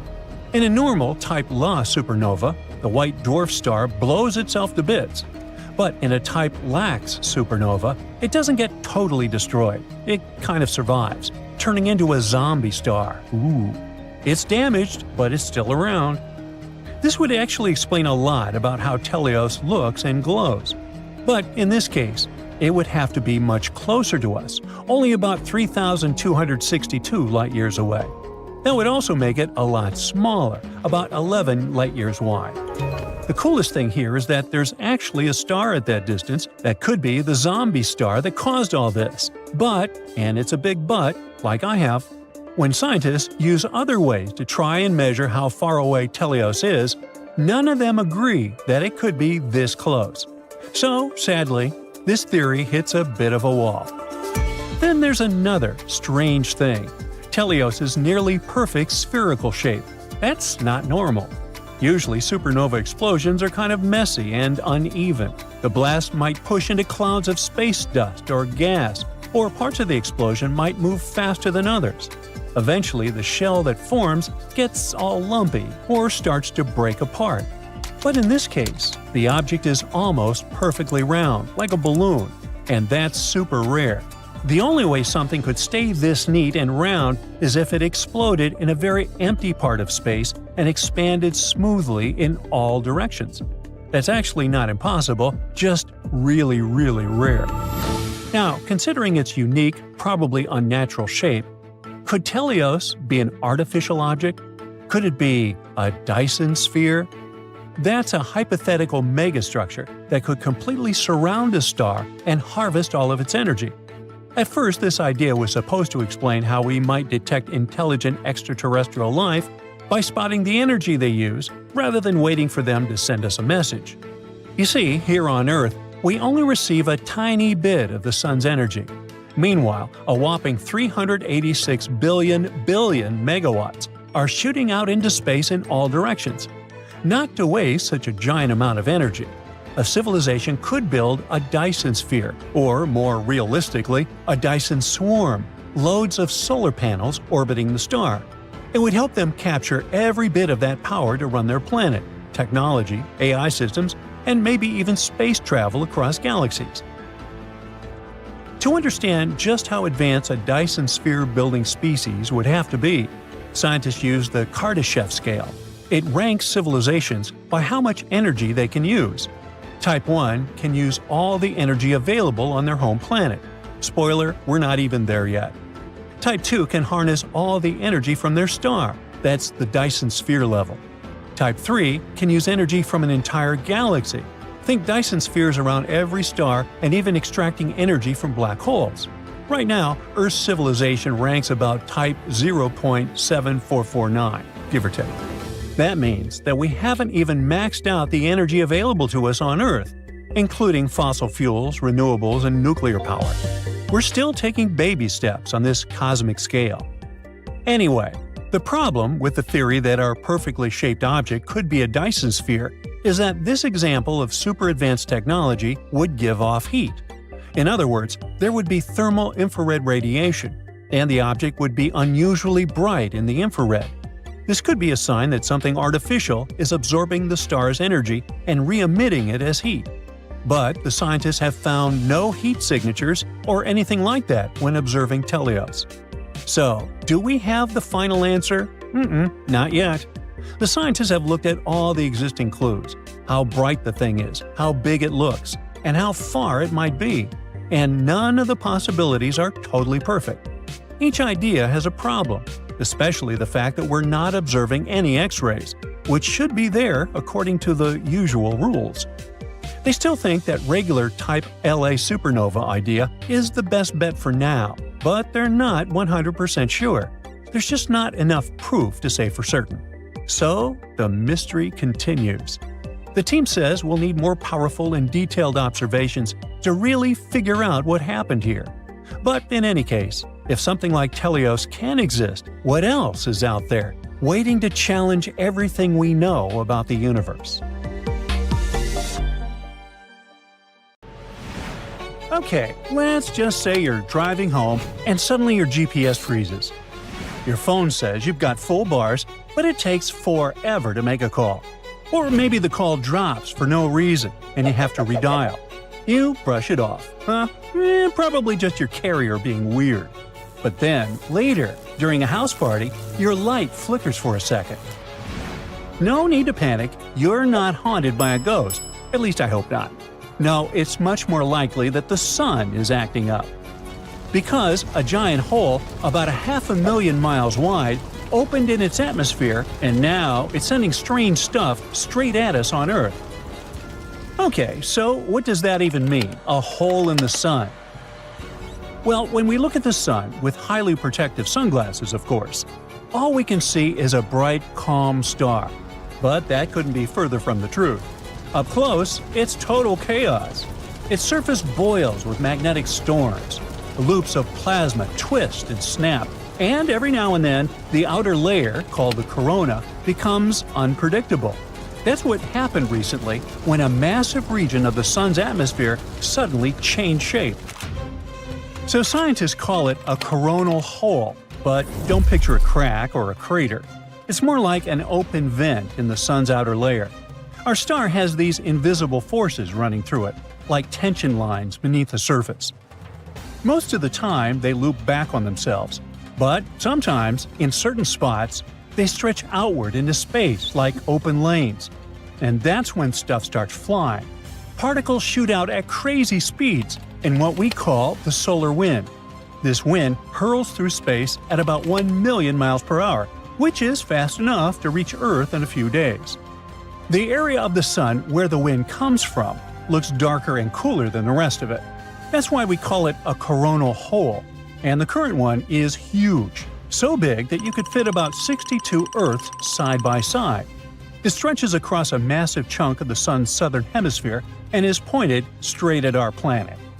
So, what exactly is the sun sending our way, and what happens when it gets here? Well, solar wind isn't just fast. It's also packed with tiny charged particles the sun hurls out when it's feeling active. And when that stream runs into Earth's magnetic field, it's like tossing a rock into a still pond. It presses against our planet's magnetic shield, distorting it like a balloon being poked from the outside. That's what creates these breathtaking auroras. However, sometimes, the sun takes it even further. Instead of a steady stream, it blasts out a massive cloud of solar material all at once. That's called a coronal mass ejection, or CME. This can mess with GPS and jam signals, as partly because of something called the ionosphere, a charged layer way up in Earth's atmosphere that helps radio signals travel. When that layer gets disturbed, signals start bouncing weirdly or dropping out completely. In late May 2025, Earth was hit by a geomagnetic storm. It was classified as a G3, which means strong. It came from a stream of high-speed solar wind released by a coronal hole and caused visible auroras as far south as Iowa and Oregon. Warnings issued pointed to GPS and shortwave radio disruptions during the storm, but no serious issues were reported. Just a few days later, the situation got worse. On June 1st and 2nd, another storm happened. This time, it was a G4 class. That one is considered a severe level event, just one step below the highest category. The skies lit up. People across the northern U.S., and even as far south as California and New Mexico, saw glowing curtains of green and pink across the night sky. It's the kind of thing you normally have to travel to the Arctic or Antarctic Circle to see. Okay, fine, I'm convinced. Ghosts don't do this stuff. But it wasn't just a light show, although even astronauts aboard the International Space Station were able to capture breathtaking pictures. Airlines received radiation warnings and may have altered some flight paths as a precaution. Satellite operators were monitoring for signal drift, and high-frequency radio used by ships, planes, and amateur operators could have experienced brief disruptions. But then came another one. A few weeks later, in mid-June, Earth was hit by a G2-class geomagnetic storm. It wasn't as intense as the earlier G4 event, which meant less risk for disruptions and another chance to catch glowing skies on camera. Then, just to keep things interesting, the Sun followed it up with a pair of powerful solar flares on June 17th and 19th. Solar flares are distinct kinds of outbursts, but with similar consequences. The sun's surface is constantly moving, dragging magnetic fields around like tangled cords. Eventually, those lines get twisted so tightly that they snap, and that snap is what causes a solar flare. If a CME is the sun launching materials, a solar flare is more like the sun flipping a light switch, except the light is radiation, which floods space at the speed of, well, light. Flares hit fast, sometimes within minutes, and they don't need to carry particles to cause problems. So, while CMEs are like massive clouds of solar blasts that take a day or two to arrive, solar flares are the flash that hits you before you even see it coming. And in mid-June, Earth got hit with 2 of them, one after another. The second one was the stronger one and briefly knocked out radio communications across parts of the US. Why is all this happening? It's not random. The sun follows a pattern. It goes through phases, kind of like moods. Yeah, solar moods. Every 11 years or so, it gets a little dramatic. More flares, more sunspots, more weirdness. Scientists call this peak period the solar maximum, and we are currently in the middle of one. Right now, we're in solar cycle 25, which is expected to peak sometime between now and early 2026.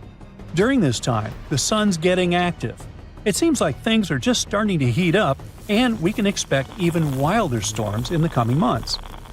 But if that's the case, should we be worried? Well, not really. At least not in a run-for-the-bunkers kind of way. Solar storms don't hurt people directly. You're not going to get sunburned through your roof or microwaved in your sleep. Unless they announce a beautiful aurora, you won't even know it happened. The bigger concern is for the systems quietly running in the background: satellites, navigation networks, and electricity.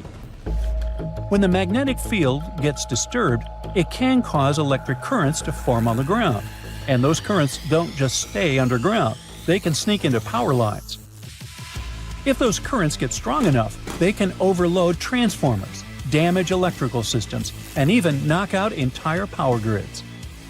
That's what happened in Quebec in 1989, when a solar storm blacked out the whole province in 90 seconds.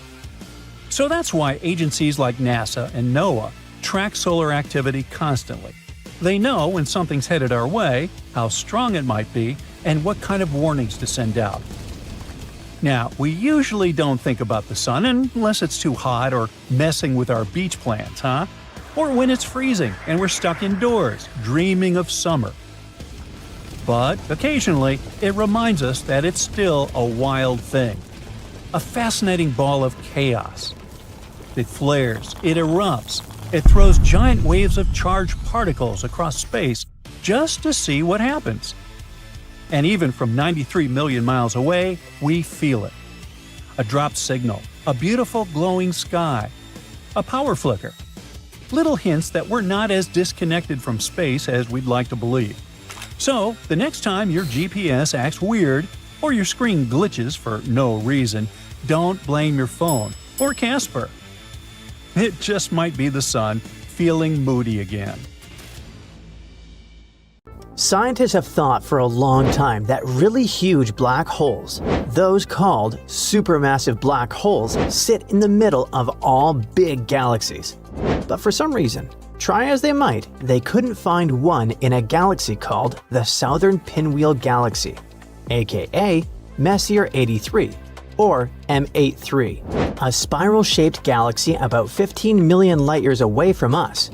Still, researchers were sure it would be there. That was super confusing. And now, the super-powerful James Webb Space Telescope might have found a clue that there really is a supermassive black hole hiding in the middle of M83. Supermassive black holes eat up huge amounts of gas and dust, which makes them glow super bright. M83 didn't seem to shine, but could this glow be hidden by thick clouds of dust? Indeed, James Webb's amazing cameras have spotted clumps of special ionized gas that show up when a black hole is doing its thing, gobbling matter. So basically, the black hole could be playing hide and seek with us, and JWST might have just helped us figure out this long-standing mystery. So what exactly did scientists see?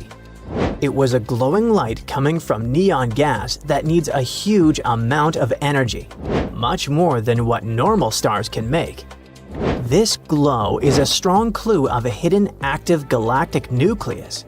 Even powerful star explosions, called supernovas, don't give off enough energy to make this kind of light. So, a supermassive black hole seems like the most likely reason. On the other hand, it's not the only possible reason. The glow might also come from shockwaves moving through the gas between stars, called the interstellar medium. To figure it out, scientists are going to take an even closer look using other powerful space tools like the Hubble Space Telescope, ALMA, and the Very Large Telescope. At the same time, this discovery shows how amazing the James Webb Space Telescope is. Apparently, it can find things in space that were safely hidden from our eyes before. Another example is an impossible black hole it helped to detect. On second thought, this discovery might not be as astonishing as it seemed at first. Let's figure out this mystery together. The thing is, astronomers thought they had found a super hungry black hole that was eating stuff 40 times faster than it should. And that was something that didn't make sense with the existing laws of physics. That black hole, called LID 568, was spotted with the help of the James Webb Space Telescope. It was from the early days of the universe, having formed just 1.5 billion years after the Big Bang. So, at first, it looked like the ravenous black hole was eating way too much and way too fast. That would have made it grow really big really quickly, which was surprising for such an early time in the universe. But now, after looking again with the Webb telescope, scientists realized they had been wrong all this time. The black hole hasn't been breaking the rules at all. What actually happened was that thick dust got in the way and made it look like it was eating more than it really was. Here's how black holes normally work. When stuff falls into them, it gets super hot and shines brightly. There's a rule called the Eddington limit, which tells us that the most a black hole can eat is based on how big it is. If a black hole tries to eat more, the light it gives off pushes the stuff away, so it can't eat anymore. Some black holes can eat a little more than this rule says. This is called super Eddington accretion, but not as much as 40 times. And the first guess said that LID 568 was doing just that, breaking this limit in a big way. And then, the new study, published in April 2025, showed that the black hole was actually eating at a normal rate. The mistake came from not seeing clearly because of all the dust in space. It blocks and scatters light, making it harder for us to see the black hole clearly. So, in the end, our hungry friend turned out to be not so hungry and pretty normal. Kinda disappointing, right? Scientists say that if a black hole is hidden by dust, like LID 568, you have to fix the light measurements for the dust to get the right size for the black hole. If you don't do that, you might get the wrong number for how big the black hole is, which also messes up the calculation for the Eddington limit. In their study, the team measured the black hole size using infrared light. This light is not blocked by dust as much as regular light, which is what scientists usually use. Thanks to this, they found out that the black hole was almost 1 billion times bigger than the Sun, and about 40 times bigger than the old guess. With this new, bigger size, they could fix the calculation for the Eddington limit, which made it clear that the black hole wasn't as hungry and bizarre as they thought. So, its feeding habits don't mean it's a super huge black hole growing really fast. Scientists have known that dust can mess up measurements of black holes, but they haven't always been good at fixing it when studying galaxies far away. This means that other black holes might have also been measured incorrectly, and people might have misunderstood them. The team's new way of measuring could help scientists learn more about these black holes that are hidden by dust in galaxies, especially the little red dots galaxies discovered with the James Webb Space Telescope. When scientists look at the first pictures of those faraway parts of the universe, they found something totally new: a bunch of tiny, super red galaxies. They named them the little red dots. There are hundreds of them. These dots only show up during a short time in the universe's history, when the universe was about 1 billion years old. And these little red dots are super confusing. They kind of look like two totally different things: really heavy galaxies packed with stars, or modestly sized galaxies with a supermassive black hole in the middle. But one thing is clear: the typical red dot galaxy is tiny, only about 2% the size of our home Milky Way galaxy, and some are even smaller. So, what makes them shine? There are two main ideas. One of them claims that each little red dot is filled with a crazy number of stars, up to 100 billion, which is about the same number of stars as the Milky Way, even though a red dot is way smaller. Imagine standing in a huge, quiet room. That's like space near our solar system. Now imagine that same room completely jam-packed with the whole population of a very large country. Super crowded. That's what the inside of a little red dot might be like. It could be one of the most crowded places in the universe. Scientists aren't even sure galaxies this packed can really exist. Another idea is that these red dots are small galaxies with a giant black hole in the center. Scientists can spot signs of black holes by looking at how gas swirls around them. It gives off a special kind of light. And in many little red dots, they've seen those signs. Now, here's the strange part. The black holes seem way too big for such tiny galaxies. Usually, a black hole is only a tiny part of a galaxy's weight, about 0.1%. But in some of these dots, the black hole might be almost as heavy as the whole galaxy. That's really unusual, so scientists call those monsters overmassive black holes. And there's one more mystery. Normal black holes give off X-rays, and these ones don't. Even when scientists use special telescopes to look for X-rays, they couldn't find any. It's like these black holes are playing hide and seek, and we don't have the necessary means to find them yet. So astronomers have spotted about a dozen mysterious explosions in space, and no one really knows what they are or why they're happening. At the moment, they occur about 200 million light-years away. But what if, one day, they get much closer to our planet? Now, this all started back in 2018. One day, telescopes saw a giant boom far away in space.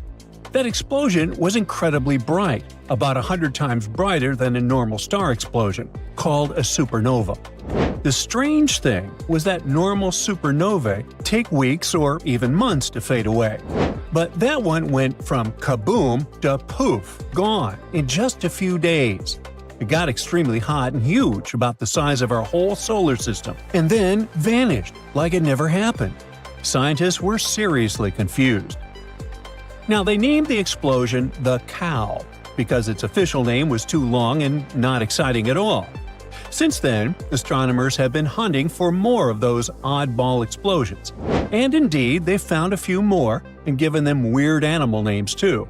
That's how we got the koala in 2018, the camel in 2020, the Tasmanian devil in 2022, and the finch, or the fawn, in 2023. All of those are part of a strange group called LFBOTs. That stands for Luminous Fast Blue Optical Transients. Luminous means they're super bright. Fast because they happen and disappear really quickly. The blue color results from their temperature. They're super hot, like 72,000 degrees Fahrenheit. And optical transients means they show up in visible light and don't stick around for long. Even now, the scientists are still scratching their heads. trying to figure out what's causing these bizarre space flashes. It's like the universe is playing a mysterious game, and no one knows the rules yet. At first, scientists thought those space explosions were failed supernovae. That's when a star tries to explode but instead collapses in on itself, kind of like a balloon popping inward. That collapse can create a black hole in the middle that will eat the star from the inside out. But recently, a new theory has popped up, and it's even cooler and creepier. It has to do with black holes, super squished leftovers from exploded stars. They're so powerful that even light can't escape their clutches if it gets too close. That's why they're totally dark and impossible to see directly. Now, some space scientists think that unknown black holes, not too big and not too small, might be pulling in stars that get too close, which produces those explosions. Such holes are called intermediate mass black holes, and no one has actually seen one of those yet. They're like space's biggest mysteries, and we'll try to solve it in a few minutes. But after that, you need to know that a new left-bot has shown up in space. It was spotted by a telescope in Liverpool and is currently called AT 2024 WPP. Yep, scientists still haven't picked an animal name, but they're thinking maybe the wasp. What do you think of this name? Share it in the comments. Anyway, one of the scientists is sure that it's the best one since the cow. The most recent space explosion is super interesting and extremely bright, like me. Maybe the brightest one since this whole left-bot thing began in 2018. This new WASP boom also doesn't look like a failed supernova. And still, scientists are checking all the data just to be sure. Now, scientists are pretty sure mid-sized black holes that could cause the explosions must exist somewhere. It's like knowing a secret creature might be hiding in space, but no one has gotten a photo of it yet. Some scientists think that this idea is the most exciting, and that it might even help explain dark matter, one of the biggest mysteries in the entire universe. Well, whatever the truth is, a recent discovery might shed light on the existence of mid-sized black holes. The thing is, when it comes to black holes, space has a few different sizes: small, super huge, and something in the middle. The small ones are called stellar mass black holes. They're around 5 to 50 times heavier than our Sun. The giant ones are called supermassive black holes. Makes sense. They're millions or even billions of times heavier than the Sun. They usually hang out in the middle of galaxies. And then there's the mysterious kind in between, called intermediate mass black holes. Those are like the missing link of black holes. Scientists are pretty sure they should exist, but we barely know anything about them, like where they came from, how they grow, or what they're made of. Good news, that mystery might finally be getting solved. Thanks to several new studies, scientists now have some exciting new clues. Researchers have found waves in space, which are called gravitational waves, that seem to come from black holes smashing into each other. And not just any black holes, but ones that are 100 to 300 times heavier than the Sun, which may mean that they're those mysterious mid-sized black holes. Plus, those are the biggest black hole collisions we've ever recorded on Earth. Now, black holes are like space fossils, super old history clues. And those newly discovered black holes could tell us about the first stars that ever lit up the universe. The problem lies in the fact that our tools on Earth, like LIGO, which stands for Laser Interferometer Gravitational Wave Observatory, only catch a tiny moment of these black holes crashing together, literally just a split second. That makes it tough to figure out where those medium-sized black holes come from. So, scientists have a new plan. One scientific lab is getting ready for a future space mission called LISA, short for Laser Interferometer Space Antenna. It's a cool space project by NASA and the European Space Agency, launching in the late 2030s. LISA will float in space and be able to catch the whole story of black hole crashes, not just the final boom. It will track black holes years before they crash into each other. And, if all goes well, we might finally figure out where these mysterious black holes come from and learn even more about how our universe began. So you might be wondering about how LISA will do it. Remember we talked about ripples dashing through space called gravitational waves? Black holes crashing into each other could send them out. Well, LISA is being built to listen for such waves. It'll float in space and look for all kinds of cosmic shakeups, not just huge ones, but also smaller black holes spinning around giant ones. Now, why do gravitational waves matter? A lot of space stuff is too dark to see with regular telescopes, since no light comes from it at all. But gravitational waves don't care about light. They go through everything, telling us about the secrets hiding in the dark parts of the universe. By studying them, scientists hope to learn about things we've never seen before, like black holes, or what really happened at the very start of the universe, and maybe even things we don't know exist yet. LISA will help us figure out how the universe began, how it's changing, and what it's made of. Now, getting back to those black hole collisions, finding them isn't easy.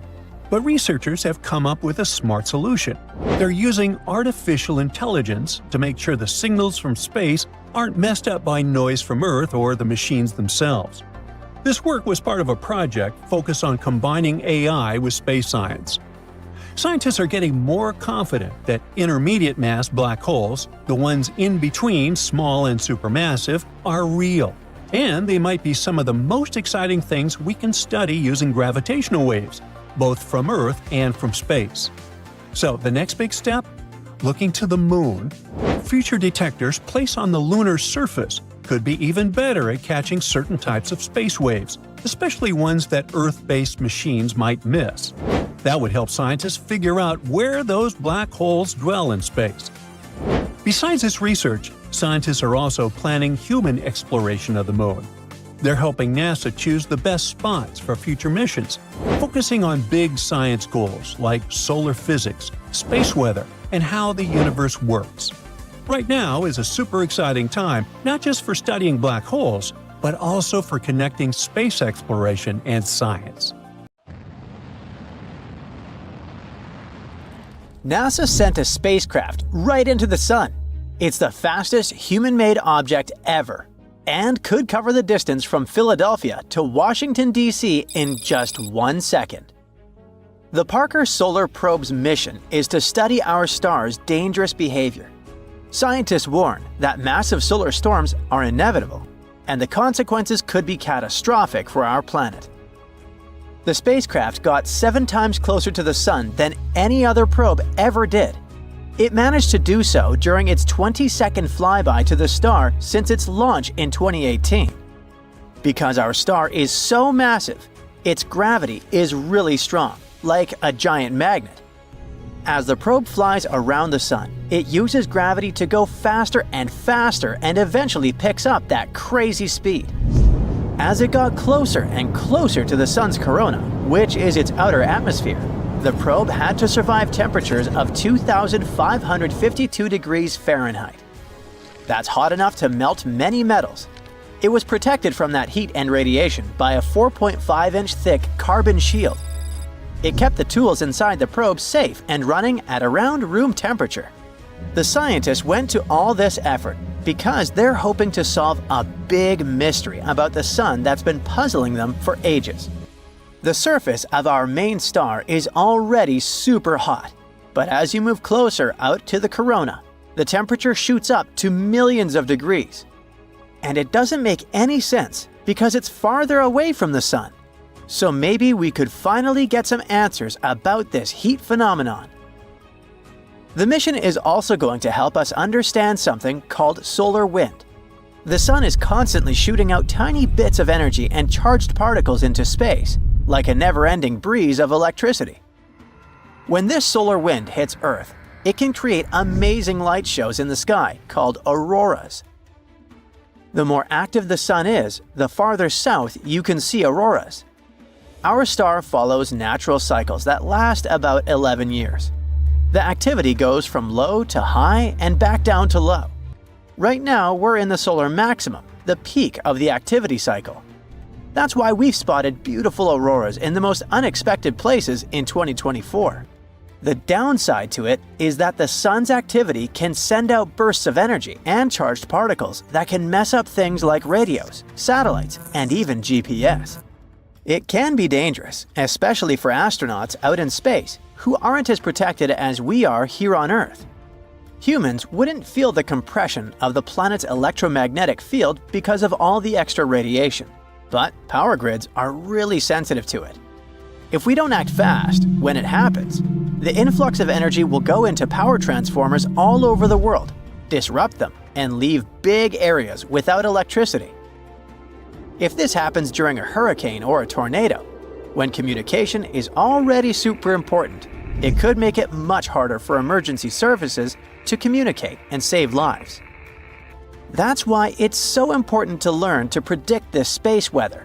It's tricky because, unlike most disasters, like earthquakes, floods, and volcanoes, it doesn't leave behind any kind of physical evidence.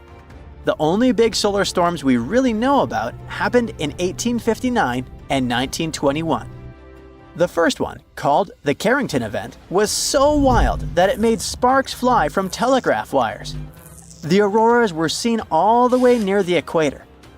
Scientists back then were using a special kind of paper that reacted to light to record solar activity.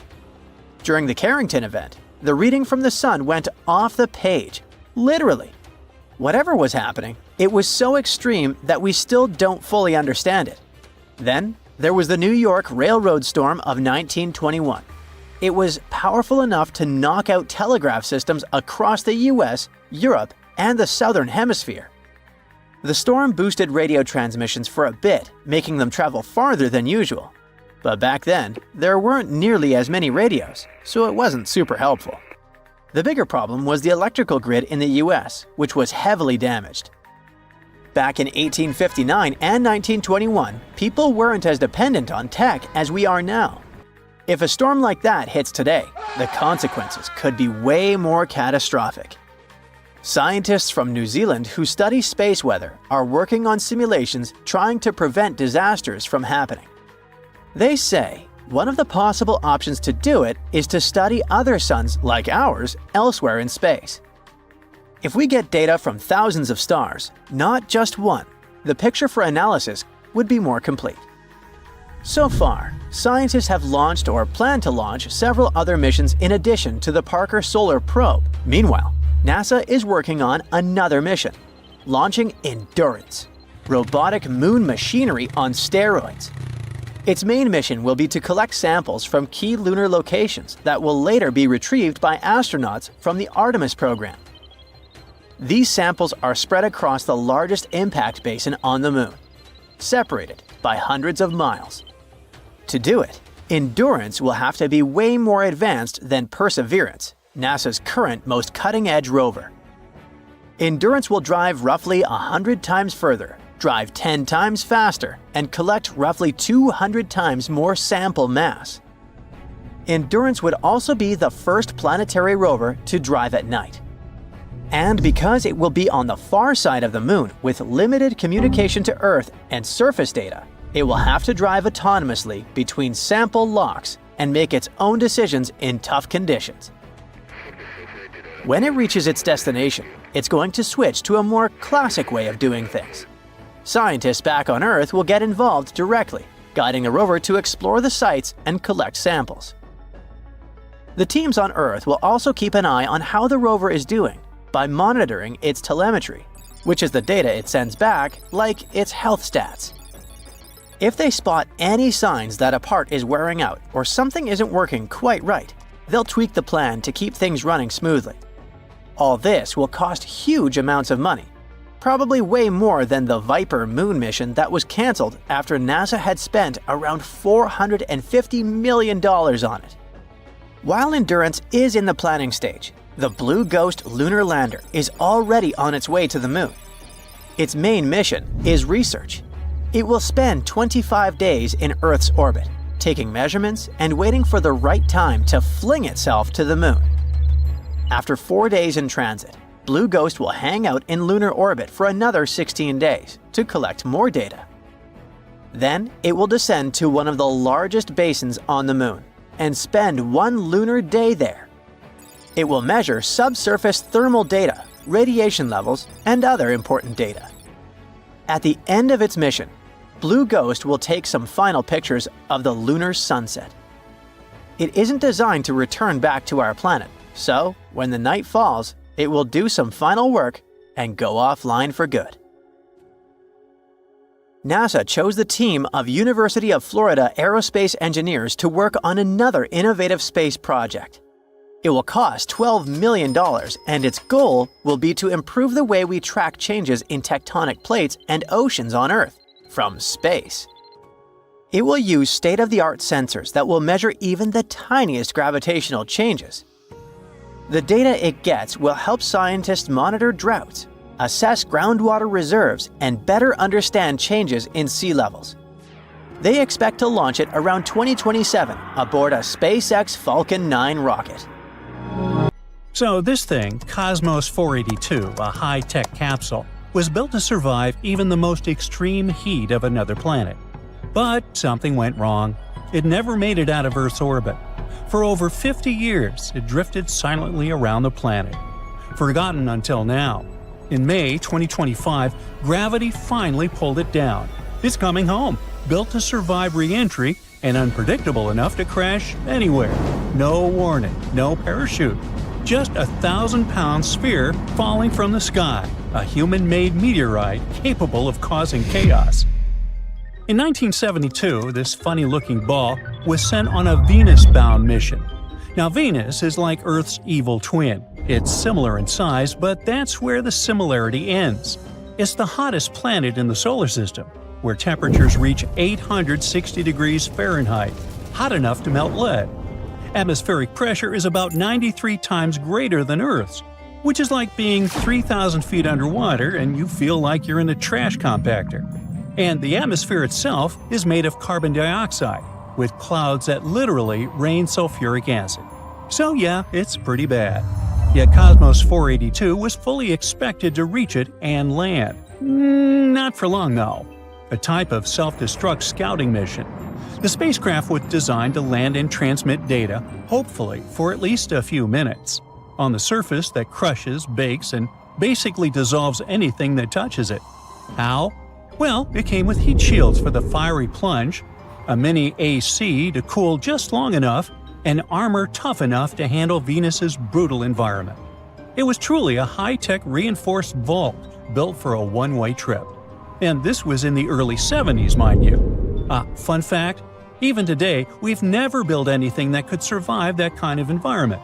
We have deep-sea submersibles that can handle big-time pressure, but not the heat. There are space capsules that can withstand extreme temperatures, but only for a few minutes.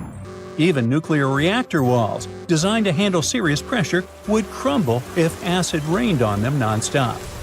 Now, a funny twist of this story is that landing on Venus was already achieved in 1970. Venera 7 became the first spacecraft to land on another planet and transmit data back to Earth, surviving on Venus's surface for a full 23 minutes before melting down. It proved the impossible was possible, just not for Cosmos 482. So, what went wrong with Cosmos 482? We've always imagined space travel as firing up the spaceship, launching it, and that's it. However, that's not how it works. First, with an initial boost, you park it in Earth's orbit, like pulling into space's driveway. Then comes a second burn, a precisely timed engine firing that pushes the spacecraft out of orbit and toward its destination. Cosmos 482 made it to the parking orbit just fine, but something went wrong with the second push. No push means no trip, so instead of heading to Venus, it got stuck circling Earth for the next 50 years. But why does something get stuck orbiting for so long? Well, when something gets launched into space, it's not just going up. It's also going really fast sideways. If you throw a baseball up hard enough, it'll eventually hit the ground. But if you could throw it fast enough and Earth wasn't in the way, it would just keep falling around the planet. That's what orbiting means, falling but never hitting the ground. The object's forward speed balances perfectly with the gravity pulling it down. So, to leave Earth, a spacecraft needs to pass through 3 layers. The first is low Earth orbit, or LEO, a few hundred miles up. Here is where satellites, the space station, and tons of leftover junk circle the planet. Cosmos never made it past this point. If the second launch had been successful, it would have gone through medium Earth orbit, where GPS satellites cruise. Then, way out at 22,000 miles, there's geostationary orbit, the sweet spot for weather reports and TV. So now we know how Cosmos ended up there and why it was orbiting for so long in Leo. But what made it suddenly change its mind and fall back? Even in Leo, space isn't completely empty. There's still a tiny bit of atmosphere up there, and over time, it acts like a brake, slowing things down just enough.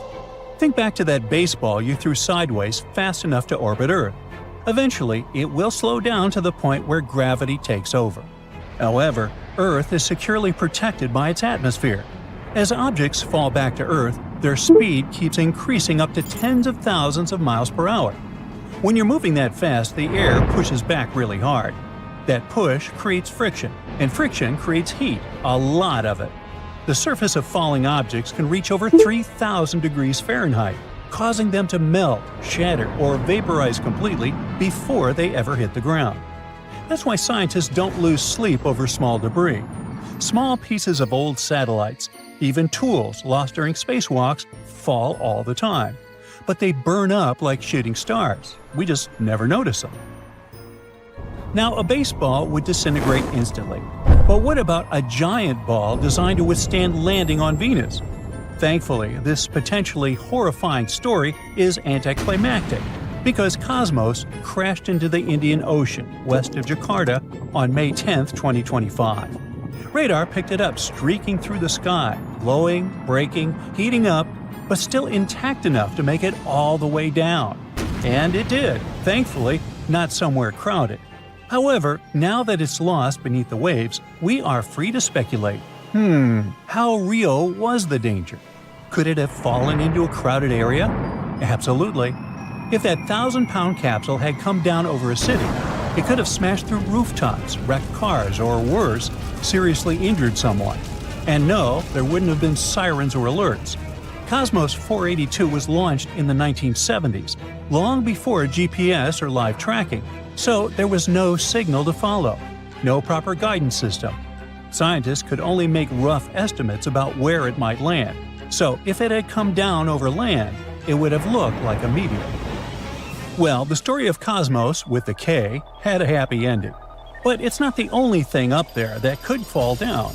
As of early 2025, about 11,700 satellites are active.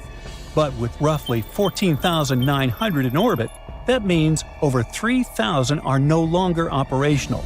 And the space junk keeps piling up. Space tracking systems monitor more than 40,000 objects that are bigger than a softball, such as pieces of old satellites and bits of rockets. Scientists estimate there are over 1 million fragments larger than a half an inch, and more than 100 million smaller bits still floating around. These can't hurt us down on Earth, but most of it clutters Leo, where collisions can generate explosive clouds of debris, damaging satellites and space stations. Just one crash can trigger a chain reaction called Kessler syndrome, where each impact creates more debris, leading to more collisions until Earth's orbit turns into a demolition derby. Remember the movie Gravity? Yeah, like that. And yes, bigger things from Leo do fall. Cosmos 482 wasn't the first space object to come crashing back.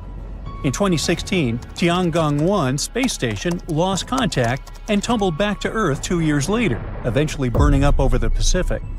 In 2001, the famous Mir station was intentionally brought down. And before that, in 1991, Salyut 7, another space station, unexpectedly deorbited.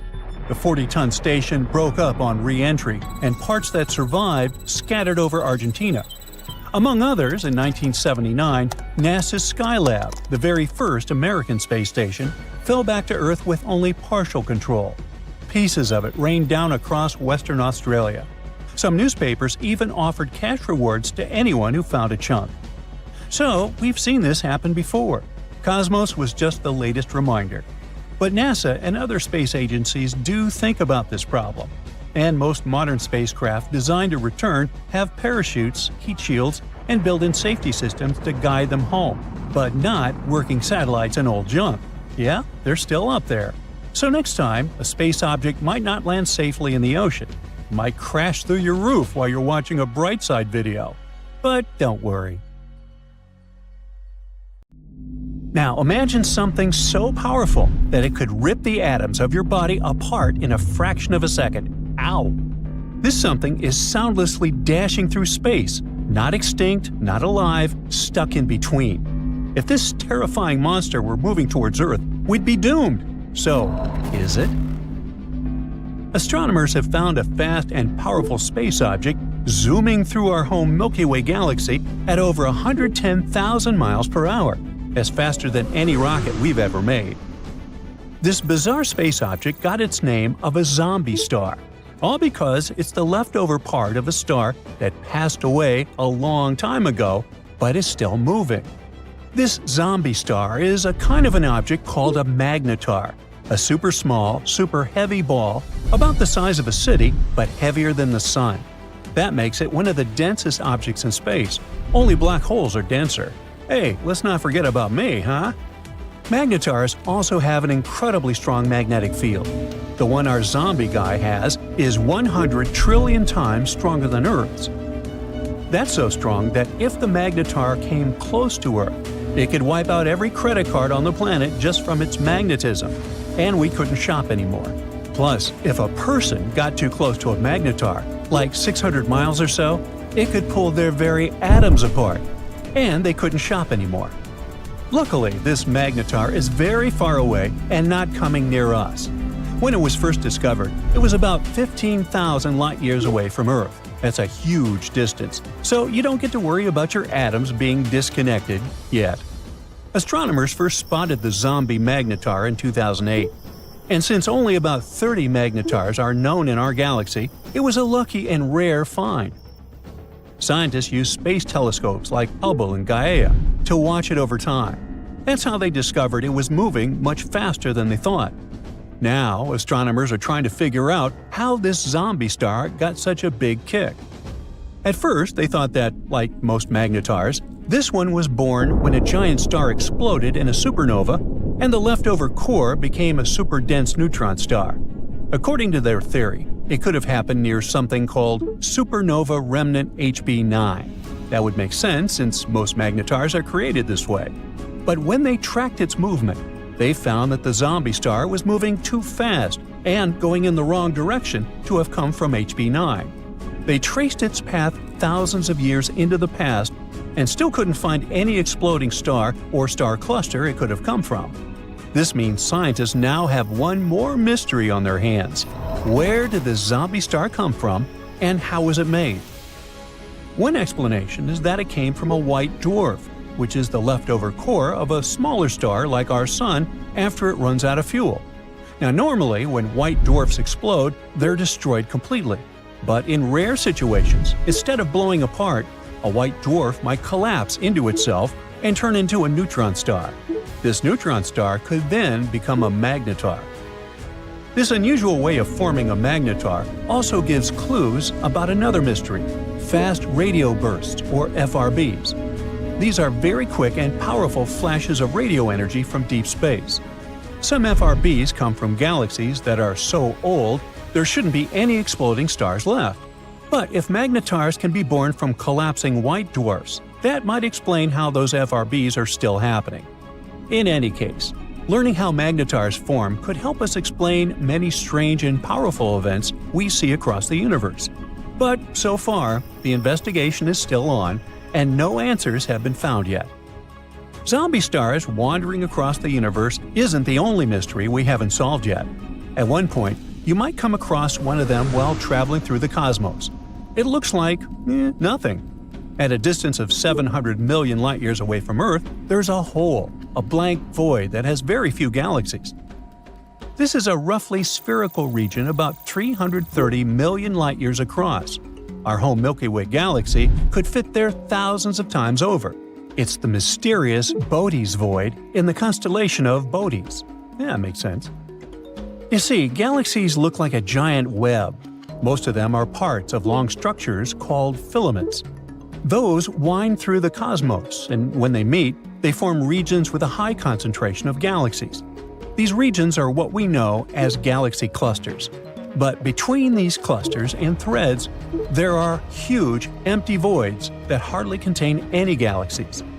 Such voids make up almost 80% of the observable universe, and most of them are huge, from 30 to 300 million light-years wide. The Bode's void is one of the most massive ones.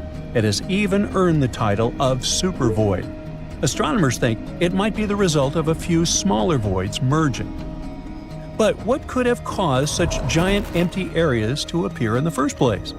The reason might lie in the origin of the universe. In its early days, I wasn't around then, all the matter in the universe was packed together quite tightly. Astronomers even thought it was something like a uniform soup. But soon, random quantum fluctuations started disturbing this matter. Some areas became denser, and their gravitational pull became stronger. They began stealing matter from less dense regions. This made such areas even denser, and they kept attracting more and more matter. At the same time, smaller clumps of matter started drifting further away from the center, forming galaxies. If you visited a star cluster called Palomar 5, you'd forget all about voids and supervoids and even zombie stars. Instead, you'd need to concentrate on surviving, since the region is hiding a swarm of over 100 black holes right in the middle. And those black holes aren't just sitting there, they're at work, shaping the cluster nonstop. Palomar 5 is a group of stars located about 80,000 light-years away from us. Normally, clusters like this are dense and tightly packed, with stars all bunched up together. But Palomar 5 is different. It's spread out and has a huge tail of stars, stretching across 30,000 light-years. This beautiful tail is called a tidal stream. It's like the stars are spilling out of the cluster, creating a long river of light. Tidal streams like this are rare and hard to study. Globular clusters like this one are super old. Some are almost as old as the universe itself. But Palomar 5 also stands out because it's the only cluster we know about that still has a tidal stream attached to it. And the black holes inside the cluster might be to blame. They're pulling on the stars in the cluster, messing with their orbits, and slingshotting them right out of the cluster. Or would that be sling shooting? I don't know. Anyway, these stars are what make up the tidal stream. Over time, more and more stars get flung out. Palomar 5 has way more black holes than expected. About 20% of the cluster's mass is made up of black holes, over 100 of them, each about 20 times the mass of our Sun. Of course, Palomar 5 isn't going to last forever. In about 1 billion years, the cluster will completely fall apart. By then, all the stars will have been gone, leaving behind just the black holes. And these black holes will orbit the Milky Way, like a ghostly remnant of a cluster that used to be there. Even though this cluster is creepy enough, there's something even more eerie you can see in space. Thick clouds of gas and dust called nebulae. One of the most unusual ones is probably NGC 2392, located 5,000 light-years away from Earth in the constellation of Gemini. It was discovered more than 200 years ago and became popular because of its unusual appearance. It's basically a disk of material with a ring of comet-shaped objects. The tails of these objects stream away from the star at the center of the nebula. The bizarre orange streaks in the outer part of the cloud stretch light-years away in all directions. The middle resembles a ball of twine, but in reality, it's a bubble of material blown into space by the wind of high-speed material produced by the central star. Wow. So, you wake up after a nap. You flick the light switch. Nothing. It's still pitch black. Your phone battery's gone. The charger's useless. No Wi-Fi, no TV, just static on the radio. You are completely cut off. You move to the window and see that the entire city is in darkness. Then, out of nowhere, the night sky explodes into swirling shades of green, purple, and blue. It's an aurora borealis in a place where it should never happen. So, what's going on? What sounds like a real modern-day nightmare might come true if a super powerful solar storm hits Earth, and it could cost trillions of dollars in the United States alone. So now scientists are building some kind of warning system. It's a space traffic light, helping to protect us from the hidden dangers of our own life-giving sun. Now, first things first. Solar storms are giant bursts of energy that come from the sun. Imagine the sun as this big sphere, wrapped up in a chaotic mess of magnetic fields, just like your fine strands of hair after a rough night's sleep. Now, as the sun spins, those magnetic fields start to twist up. But here's the thing, they don't all move at the same speed, and that's what throws everything off balance. Because those tangled magnetic fields get stretched and twisted so much that they eventually snap and reconnect. And when that happens, boom, tons of energy gets released and races through space. A solar storm is exactly that, a sudden outburst of energy, particles, magnetic fields, and hot material thrown out by the sun. And it usually shows up in three powerful forms. First up, the solar flare. This is a bright flash of radiation or light that puts on a spectacular show. These are the most powerful explosions in our solar system. Solar flares send out all kinds of energy across the electromagnetic spectrum, including X-rays, gamma rays, and radio waves. Next, the radiation storm. This happens when the sun launches charged particles, like electrons and protons, into space at super high speeds. Just to give you an idea, the quickest particles can cover the 93 million miles from the sun to the Earth in just 30 minutes. And finally, the coronal mass ejection. This is when massive clouds of plasma explode from the sun's outer layer, known as the corona. From afar, it looks like giant bubbles popping off the sun's surface. These blasts are so strong, they can shoot billions of tons of material deep into the solar system in one powerful burst. Okay, so solar storms are blasting all this stuff out into the solar system. And that should be fine, except it's not, because it can affect us. When a solar storm is headed toward Earth, things can get tricky. If it slams into our magnetic field, it triggers what's known as a geomagnetic storm, and that can seriously mess with our daily lives. Take satellites, for example. A strong geomagnetic storm can damage them or make them shut down for a while. GPS systems, like the one in your phone or car, can stop giving accurate directions. Signals from TV might glitch or cut out. Even phone calls could drop or sound weird. On a larger scale, the internet itself could run into serious trouble. If service providers go down, all the systems that rely on the web to stay connected might stop talking to each other. That could leave countless people and businesses completely offline. Experts say this kind of internet apocalypse scenario could cost anywhere from $600 billion to a staggering $2.6 trillion in damages. And that's just in the United States alone. Radio communication might also take a hit. And that's a big deal, because during a major blackout, it's usually one of the few ways we can still get news. But the trouble doesn't stop there. It can also mess with flights all around the world. And for everyday people, that could mean grounded planes, delayed trips, and total confusion at airports. It can also send extra electrical current flowing through power lines. That sudden surge can overload transformers and knock out the power. This isn't just a what-if situation. It really happened in Canada back in 1989, for example. A solar storm left the entire province of Quebec plunged into darkness for 9 hours straight. Although powerful solar storms don't hit Earth often, they can and do happen. In fact, one struck in May of 2024. You might remember the news. Social media was flooded with photos and videos of strange auroras lighting up the sky in shades of green, red, and blue. But the wild part is that these auroras showed up in places where they're not supposed to. People in countries like Brazil, South Africa, Turkey, South Korea, Spain, and many others got to see this stunning sky show for the very first time in their lives. And all of that happened because of a solar storm, the Gannon storm. Yep, when a solar storm is strong enough, it pushes the auroras far beyond their usual zones, making them visible in places much closer to the equator. Now, although they're still considered rare, Powerful geomagnetic storms are happening more and more often. That's because the sun is experiencing what's called the solar maximum. Basically, it's a peak in solar activity that happens about every 11 years. So, when's the next big solar storm going to hit us? Well, maybe soon. NASA says an event like that could happen sometime in 2025.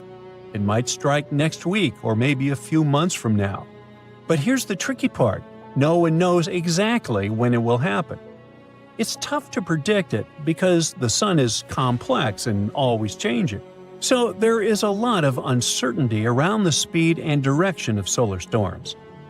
That's why we've got satellites floating about 1 million miles from Earth just to keep an eye on them. But here's the problem. When a big solar explosion happens, it can reach Earth in just one day. And since our satellites are still pretty close to us, we only find out the important stuff, like the direction of the magnetic blast, perhaps only an hour before it hits. And that's barely any time to act. It makes it super hard to prepare and protect things we rely on every day, like power lines, internet service, phone networks, and satellites flying above us. So today, we're just hoping for the best. And that brings us back to why we need a traffic light system to protect us from solar storms. The main goal of the Pager project is not to predict when the storm might hit, but also to understand how bad it could be and what kind of damage it could cause here on Earth. This traffic light will be an algorithm. It will collect information from telescopes watching the sun and from satellites orbiting Earth. Then it will feed that data into advanced models. These models can predict how much radiation is in space, how it might affect spacecraft, and what kind of impact it could have down here on the ground. This will also help satellite operators decide if space conditions are safe or not. Just like your local weather forecast tells you if you might need an umbrella. This system will do the same for satellites, warning them when it's better to power down or stay protected. But the main idea is that this tech could give us a heads up way earlier about dangers coming from the sun.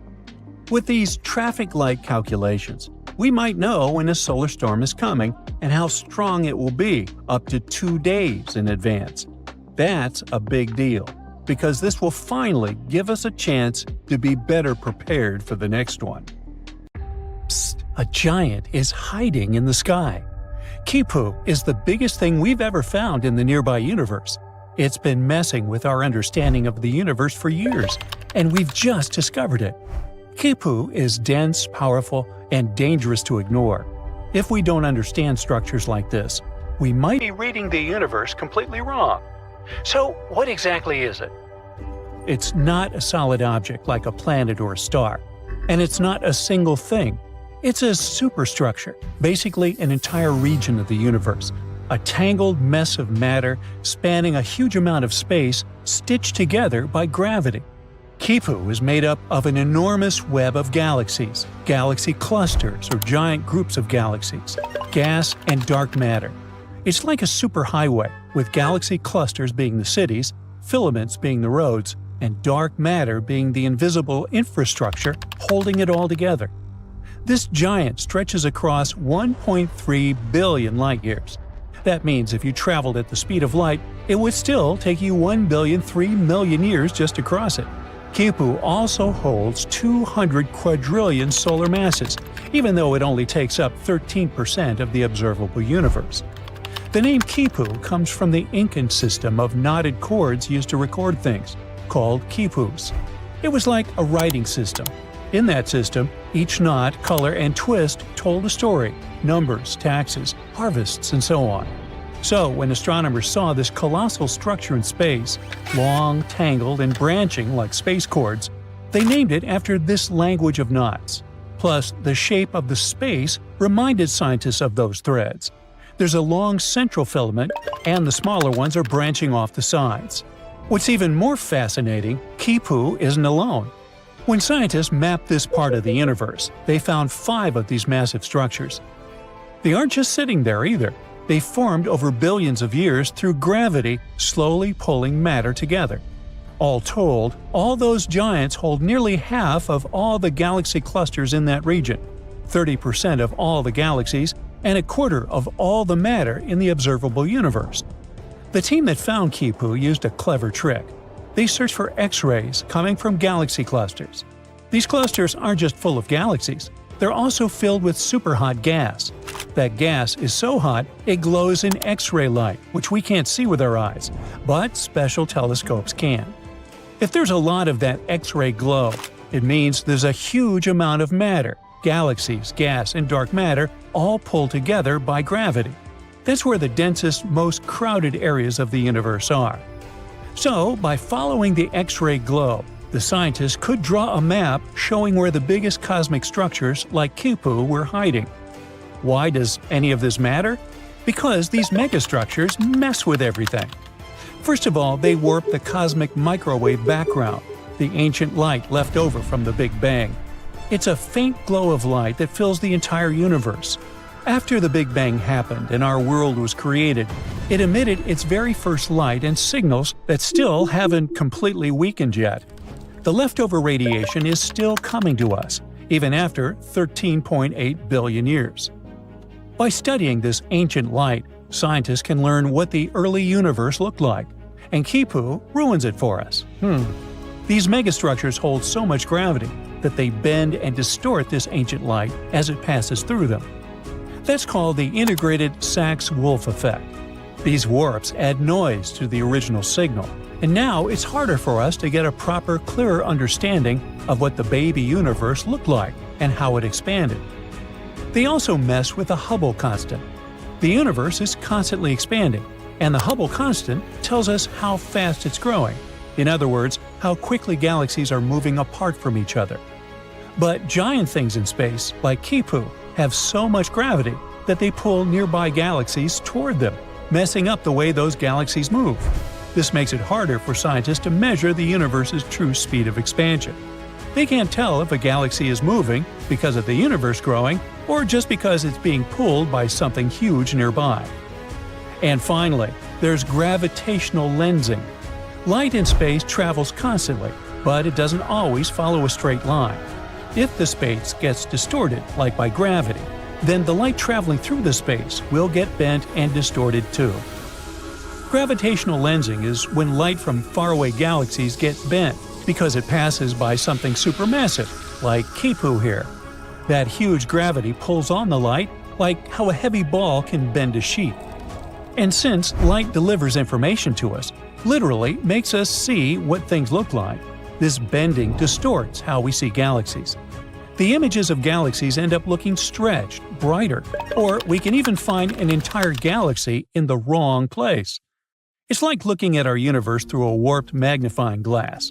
If we're not careful, we could misread those distortions and get the wrong idea about what our world looks like. Luckily, we didn't just drop these mysterious superstructures out of nowhere. Astronomers suspected that something like that should be out there. They just didn't know for sure. Our best model for the universe is called Lambda CDM.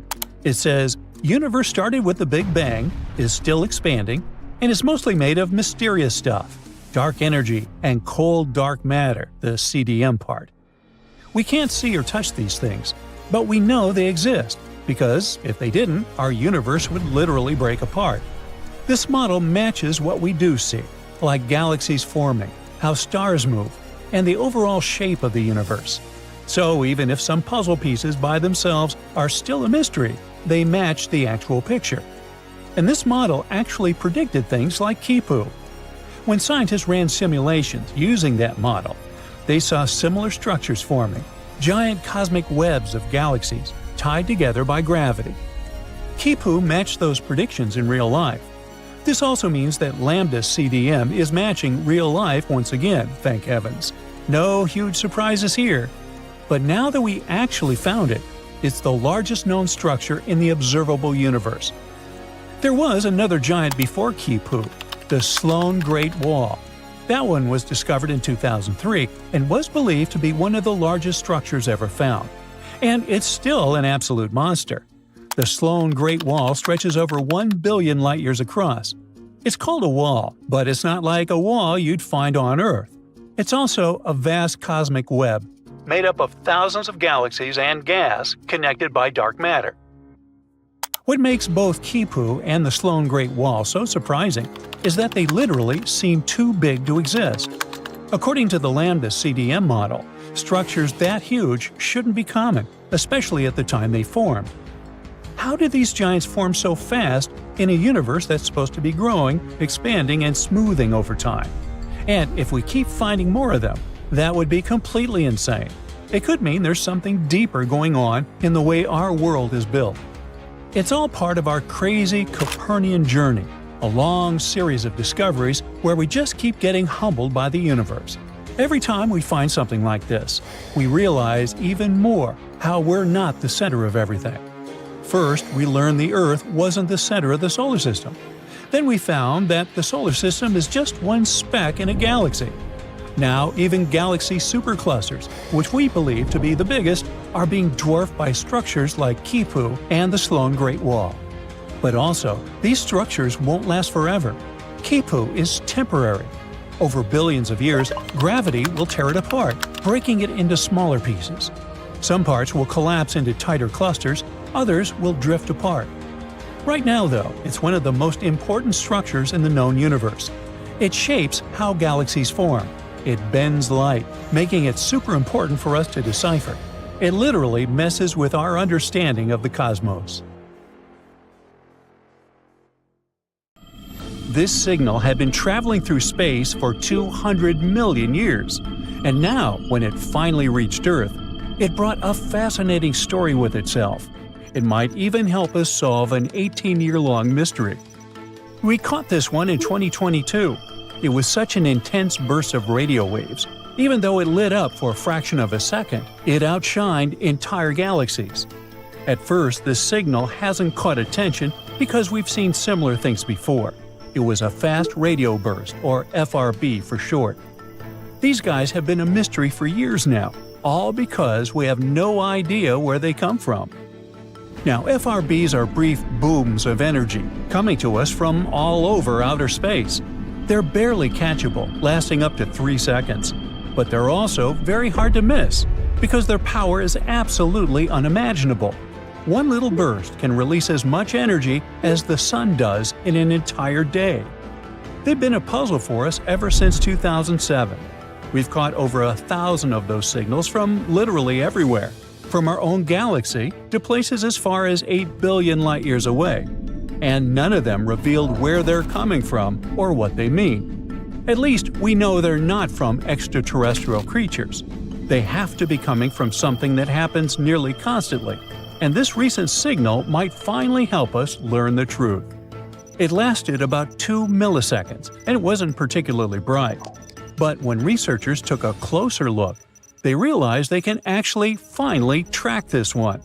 They got to it immediately.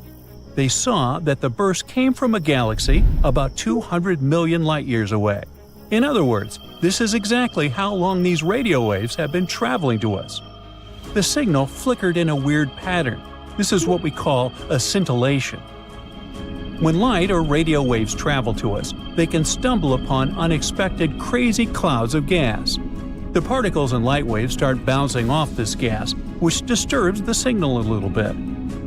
So, when we received it, it was a bit weird and distorted, kind of like me. But this exact cloud was what helped us locate where exactly this signal came from. Turns out, it came from a neutron star. Now, these are some fascinating guys. They're the remnants of stars that live fast and burn bright. When a powerful star like this, much larger than our Earth, runs out of fuel, it can no longer support its weight. So it goes away with an insane spectacle called a supernova. During its last moments, its core collapses under its own super-strong gravity, and this creates one of the densest objects in the universe. Again, a lot like me. Hey, what can I say? For curiosity, let's compare it to osmium, the most dense element on our planet. If you had a small cube of osmium, it would weigh around 0.8 pounds. That's already pretty heavy, and it means that 1 cubic foot of osmium would weigh a shocking 1,410 pounds. That's like an average cow. Now just try to guess how much a small cube of neutron star would weigh. Wrong. It would be a horrifying 7 billion tons per one little cube. Don't even think about holding it in your hand. That thing would warp the fabric of reality around it. It's kind of like trying to imagine Mount Everest being squeezed into a tiny ball. Hard to even imagine. So even though they're so heavy, these stars are surprisingly small, only about 6 miles in radius. That's like a city size, and it would still weigh more than our Sun. But if that's not enough horror for you, the neutron star we're talking about wasn't your regular one. It was a magnetar. Now, magnetar is a rare type of neutron star. When a neutron star is born, there's only a 10% chance that it will become one of those guys. It can happen if, while the star is collapsing, its magnetic field grows wildly stronger. The spin is rapid, the insides are going wild, and boom, we've got a magnetic field 1 trillion times stronger than Earth's. More than that, these are among the most extreme magnetic fields in the entire universe. They can literally rip atoms apart. Which is exactly what they do. They just rip everything apart. So they end up being surrounded by a super hot, electrically charged soup of particles called plasma. The magnetic field is going wacky, twisting, and bending the plasma as it sees fit. And this all just ends up as an ultra-hot party. Everyone is constantly colliding, scattering, and being absorbed. Not the best place for a hangout. Now, back to our main character. The magnetar in our story also had a plasma soup and a terrifying invisible field surrounding it. And this is exactly where that mysterious signal came from. A signal was born somewhere in that place, at a distance of 6,200 miles away from the magnetar. Sounds like a lot, but that's a distance shorter than a flight from New York to Singapore. But this is very weird, because how can a radio burst even escape a place like that? Now, usually they'd end up being blocked or absorbed. Most often, radio waves end up hanging out there like in a cage. This one, however, managed to break free somehow, which means that something happened that punched through the plasma. Energy somehow goes goofy, twists and reshapes itself in such ways that it starts releasing radio waves. Now, in any case, this means that FRBs most likely come from neutron stars and various types, like magnetars or pulsars. Recently, astronomers made a new amazing telescope called CHIME, the Canadian Hydrogen Intensity Mapping Experiment, a mouthful. This one detects FRBs literally every day. FRBs are full of surprises in general. In the same year, we discovered an FRB with periodic peaks lasting over 3 seconds, much longer than typical bursts. This one could also come from a neutron star. But if it was just neutron stars, we wouldn't probably receive them all that often. It looks like these signals are very diverse and might actually be born from all sorts of places, like near black holes. So there are some other theories about their origin. For example, they could come from 2 stars smashing into each other. What could be more epic than that? A collision of 2 stars would release unimaginable energy, and they destroy each other completely. Uh-oh. Some astronomers think they could explain FRBs, but of course, that's not something that happens often at all. Also, FRBs sometimes repeat. Most of them flash once and disappear, but sometimes they almost flicker like the one we discussed. Some of them even follow very precise patterns. For example, one well-known repeater follows a 16-day cycle. It goes crazy for about 4 days and then goes quiet for 12 days before starting again. This one is hard to explain even with neutron stars. There has to be some unique astrophysical mechanism at play. Maybe something that orbits something else. But anyway, a star's collision would only explain signals that flash once and never again. Another possibility is the blitzar. It's a goofy name for a very dramatic idea. A neutron star turning into a black hole. Once again, an event like that unleashes a huge burst of radio waves. But, again, an occasion like that would be incredibly rare, and the signals aren't supposed to repeat. Black holes themselves are a pretty good option, though. They're central to many FRB theories. Could these bursts come from a neutron star falling into a black hole? Or from a collapsing black hole itself? Maybe even dark matter interacting with a black hole? Hey, who knows? Let's just throw all the ideas in there. Of course, the thing that everyone's most excited about is extraterrestrial civilization. Maybe not all of these bursts, but at least some of them could be signals from our intelligent neighbors. But like we said, that's very unlikely, considering that the signals come from all over the sky and many different distances. Also, almost all of them are the same, and that would be super hard and weird from an intelligent civilization to try and reproduce. Though who knows what else we might discover in the future. You're standing next to a huge floor-to-ceiling window of the spaceship/wandering city you've been calling your home for a dozen years, along with a few hundred other people. You're watching a fascinating object nearing your spaceship, wondering if it'll bring an end to this journey and your life. It looks like an asteroid, but acts like a comet, moving as if something is pushing it. Can it be the engine created by another space civilization? Are you doomed, or are you about to have contact with a different kind of intelligence? Now, let's leave this post-apocalyptic fantasy and take a closer look at these space invaders called dark comets. The most intriguing question is obviously, what makes them move? Most likely it's some gas or material escaping from the surface of these space objects. Interestingly, until recently, no one has even been sure they existed. The first dark comet was discovered just a few years ago, and since then, researchers have identified 14 of them, including 7 new ones found just recently. The story of dark comets began in 2016, when scientists noticed something strange about an asteroid called 2003 RM. Its orbit wasn't quite what they expected. It had shifted slightly, and no one could explain that shift by typical asteroid behavior, when they received tiny pushes caused by sunlight heating an asteroid unevenly. Instead, the movement suggested that 2003 RM might have been releasing material, something comets often do. But there was a catch. The thing didn't look like a comet. There was no tail, no visible gas cloud. It was just a tiny dot of light, like a regular asteroid. At first, scientists thought 2003 RM was just a one-off mystery. But in 2017, a telescope spotted another strange object, this one from outside our solar system. It was Oumuamua. It too looked like an asteroid, but had a path that changed as if gas were escaping from it. The similarities between Oumuamua and 2003 RM made researchers think there might be more of such odd objects out there. By 2023, 7 more had been discovered in our solar system. These discoveries were enough to give this new type of object the name of dark comets. Now, scientists have enough data to start noticing patterns and learning more about their characteristics. And so, they have identified 2 main groups of dark comets. The first group, called outer dark comets, is larger, with sizes ranging from hundreds of feet to even more. They follow long elliptical orbits, similar to traditional comets that come from regions near Jupiter. The second group, inner dark comets, is smaller, usually tens of feet across.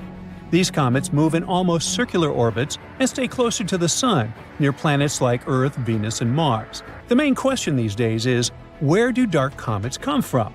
Can they be the remnants of larger bodies that broke apart? These space bodies could help us understand the history of the solar system. What if they had delivered the ingredients for life to early Earth? Once we study dark comets better, we might figure out if they contain materials like ice or organic compounds. And indeed, some researchers are sure that dark comets may contain or once have contained ice and played a big role in bringing water to Earth. According to a couple of studies, some asteroids in the asteroid belt, a region between Mars and Jupiter filled with rocky debris, might have ice beneath their surfaces, and this ice from the asteroid belt could have traveled into near-Earth space. In other words, it could be a pathway for water to reach our planet.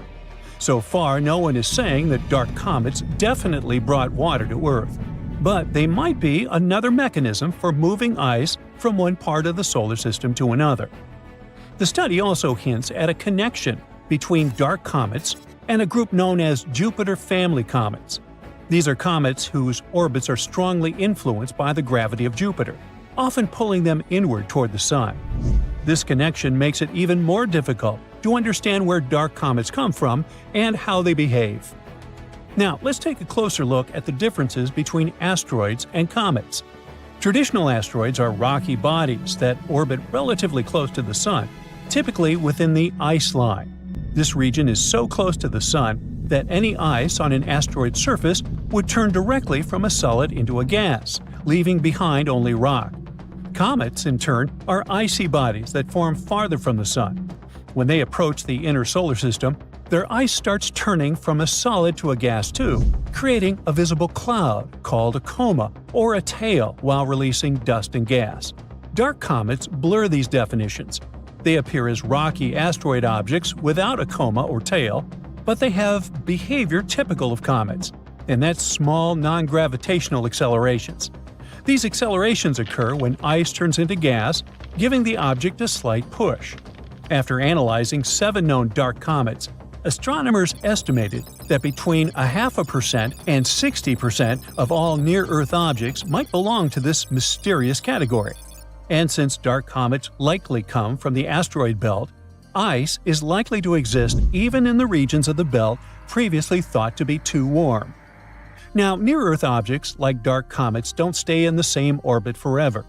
The near-Earth environment is unstable, and objects typically remain there for about 10 million years. Since the solar system is over 4.5 billion years old, this means that new near-Earth objects must constantly replace those that are lost. Now, astronomers have used computer models to simulate the movement of objects under the influence of non-gravitational accelerations. They've traced the paths of these objects over a span of 100,000 years and discovered that many ended up in the same regions where we find dark comets today. Now, do you remember that space rock 2003 RM, which was the first to be called a dark comet? Well, it provided a particularly interesting clue. Its elliptical orbit brings it close to Earth, then out near Jupiter, before returning to Earth again. This trajectory matches what scientists would expect from a Jupiter family comet, an object that was likely knocked inward from its original orbit.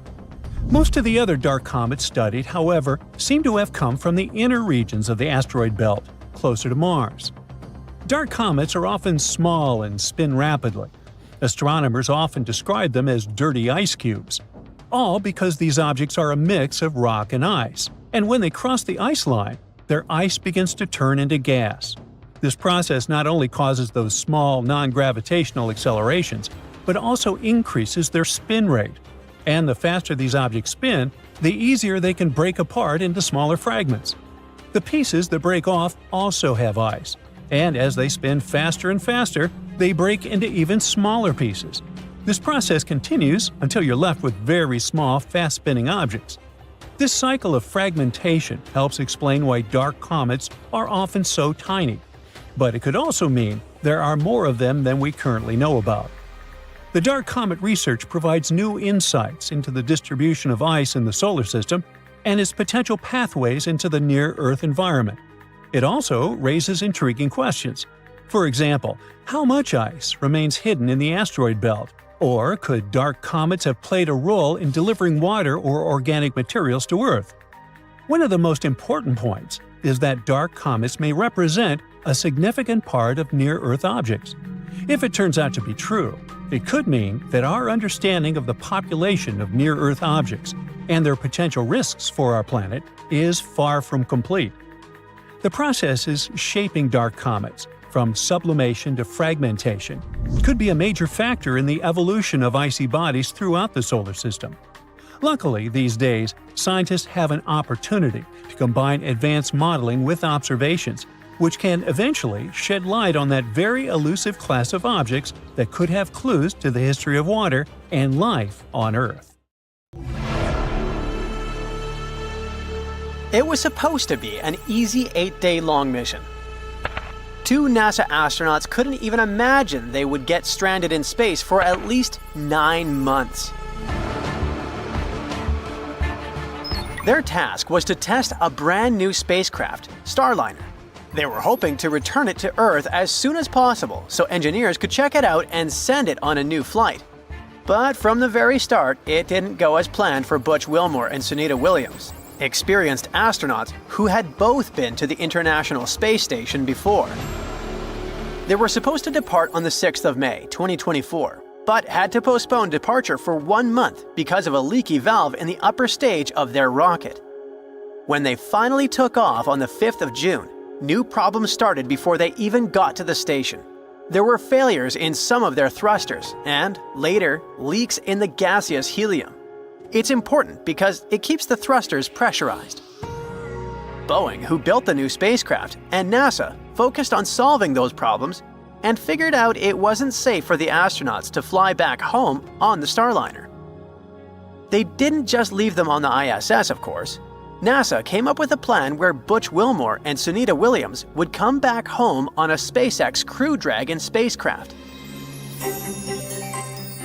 It took off in September of the same year with 2 empty seats out of a total of 4.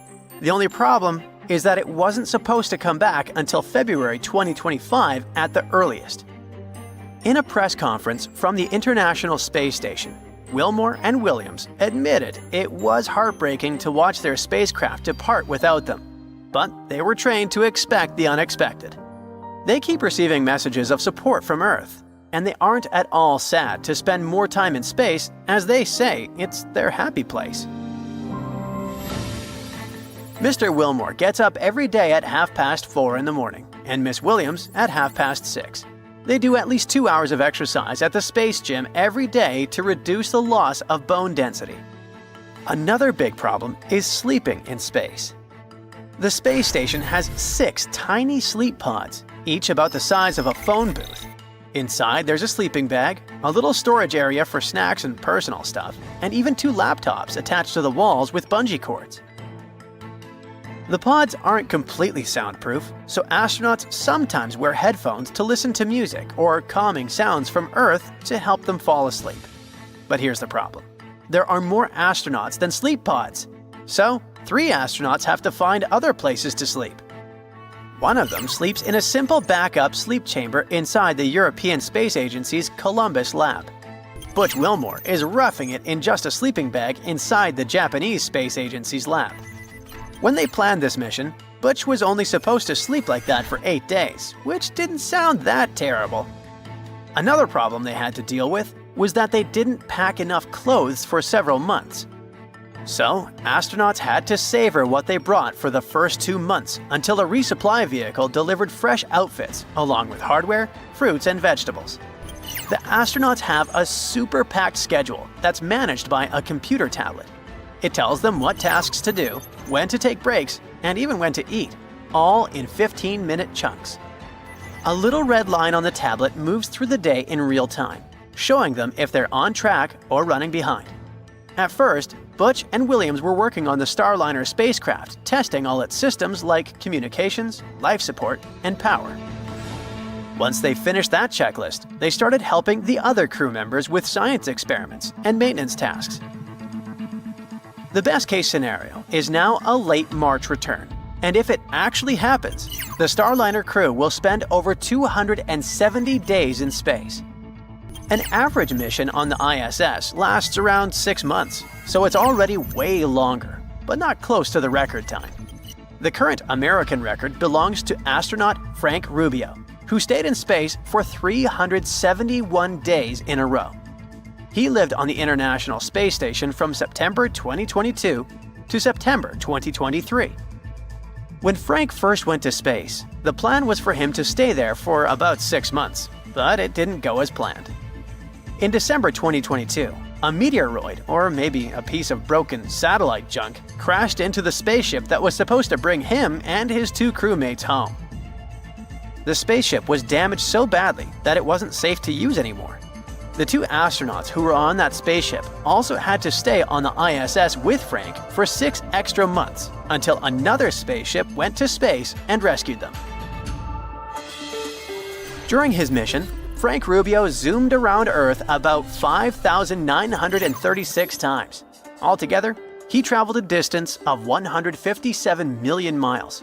It's like going to the moon and back 328 times. Frank also went on 3 spacewalks and spent 21 hours outside the space station. One of Frank's big jobs was to do scientific experiments. He studied how bacteria behave in space, where there's no gravity pulling things down like on Earth. But his favorite experiment was taking care of a tiny tomato plant and watching it grow. Frank admitted that being away from his family for so long was really hard, but it's not the only possible hardship on such an extended space stay. Space agencies have entire departments that study the effects of space on the human body. In one of the studies, called Twins, scientists compared 2 identical twin brothers, Scott Kelly and Mark Kelly. They're both astronauts, but for this study, Scott spent a year on the ISS and Mark stayed on Earth.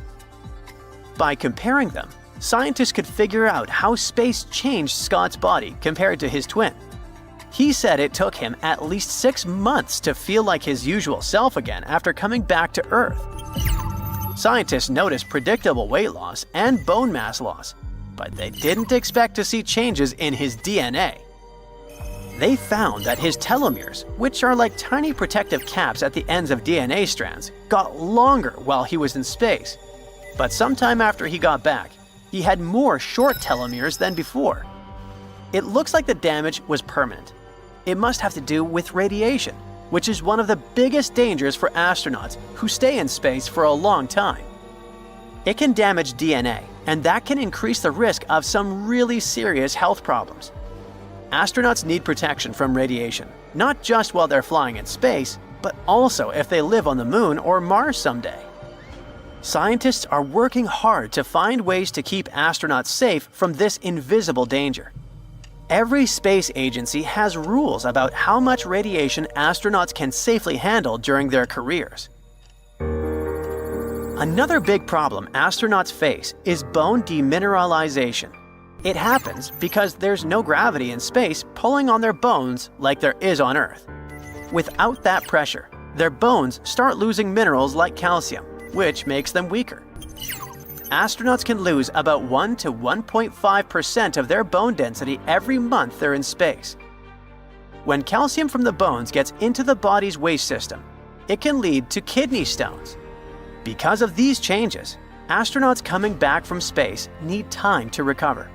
Another challenge in space is how the body's fluids, like blood, behave. On Earth, gravity keeps most fluids lower in your body, but in space, they float upward. This extra fluid in the head can push on the eyes, which might change how astronauts see. Some even develop a condition that can make it hard to focus their eyes, and sometimes the changes in vision can be permanent. When astronauts who spend a longer time in space, like Williams and Wilmore, return to Earth, doctors keep a close eye on their health with regular checkups. Scientists expect that their condition is going to be like that of 6-month astronauts.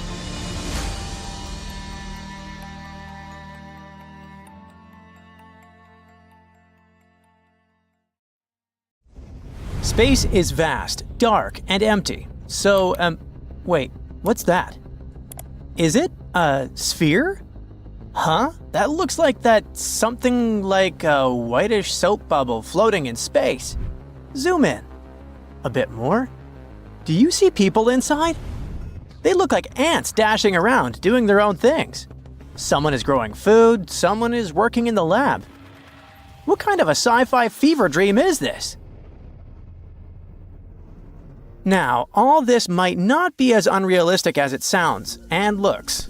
Right at this moment, Max Space is working on inflatable space habitats that could make living in space possible and cheap. Their biggest habitat would be as roomy as a sports stadium. They've already shown off their plans, claiming that such habitats could help humanity move off Earth in the future. According to one of the founders, there isn't enough living space in space. And if we don't make it cheaper and much, much bigger, we're not going to get very far in space exploration. As for expandable habitats, they are clever. At first, they're small enough to fit on a rocket, but once they're in space, they inflate to create a much bigger living area.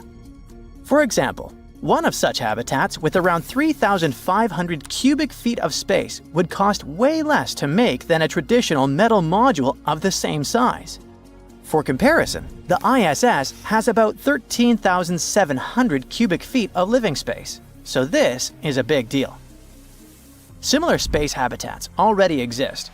A company called Bigelow Aerospace launched 2 test modules, Genesis 1 and Genesis 2, back in the 2000s.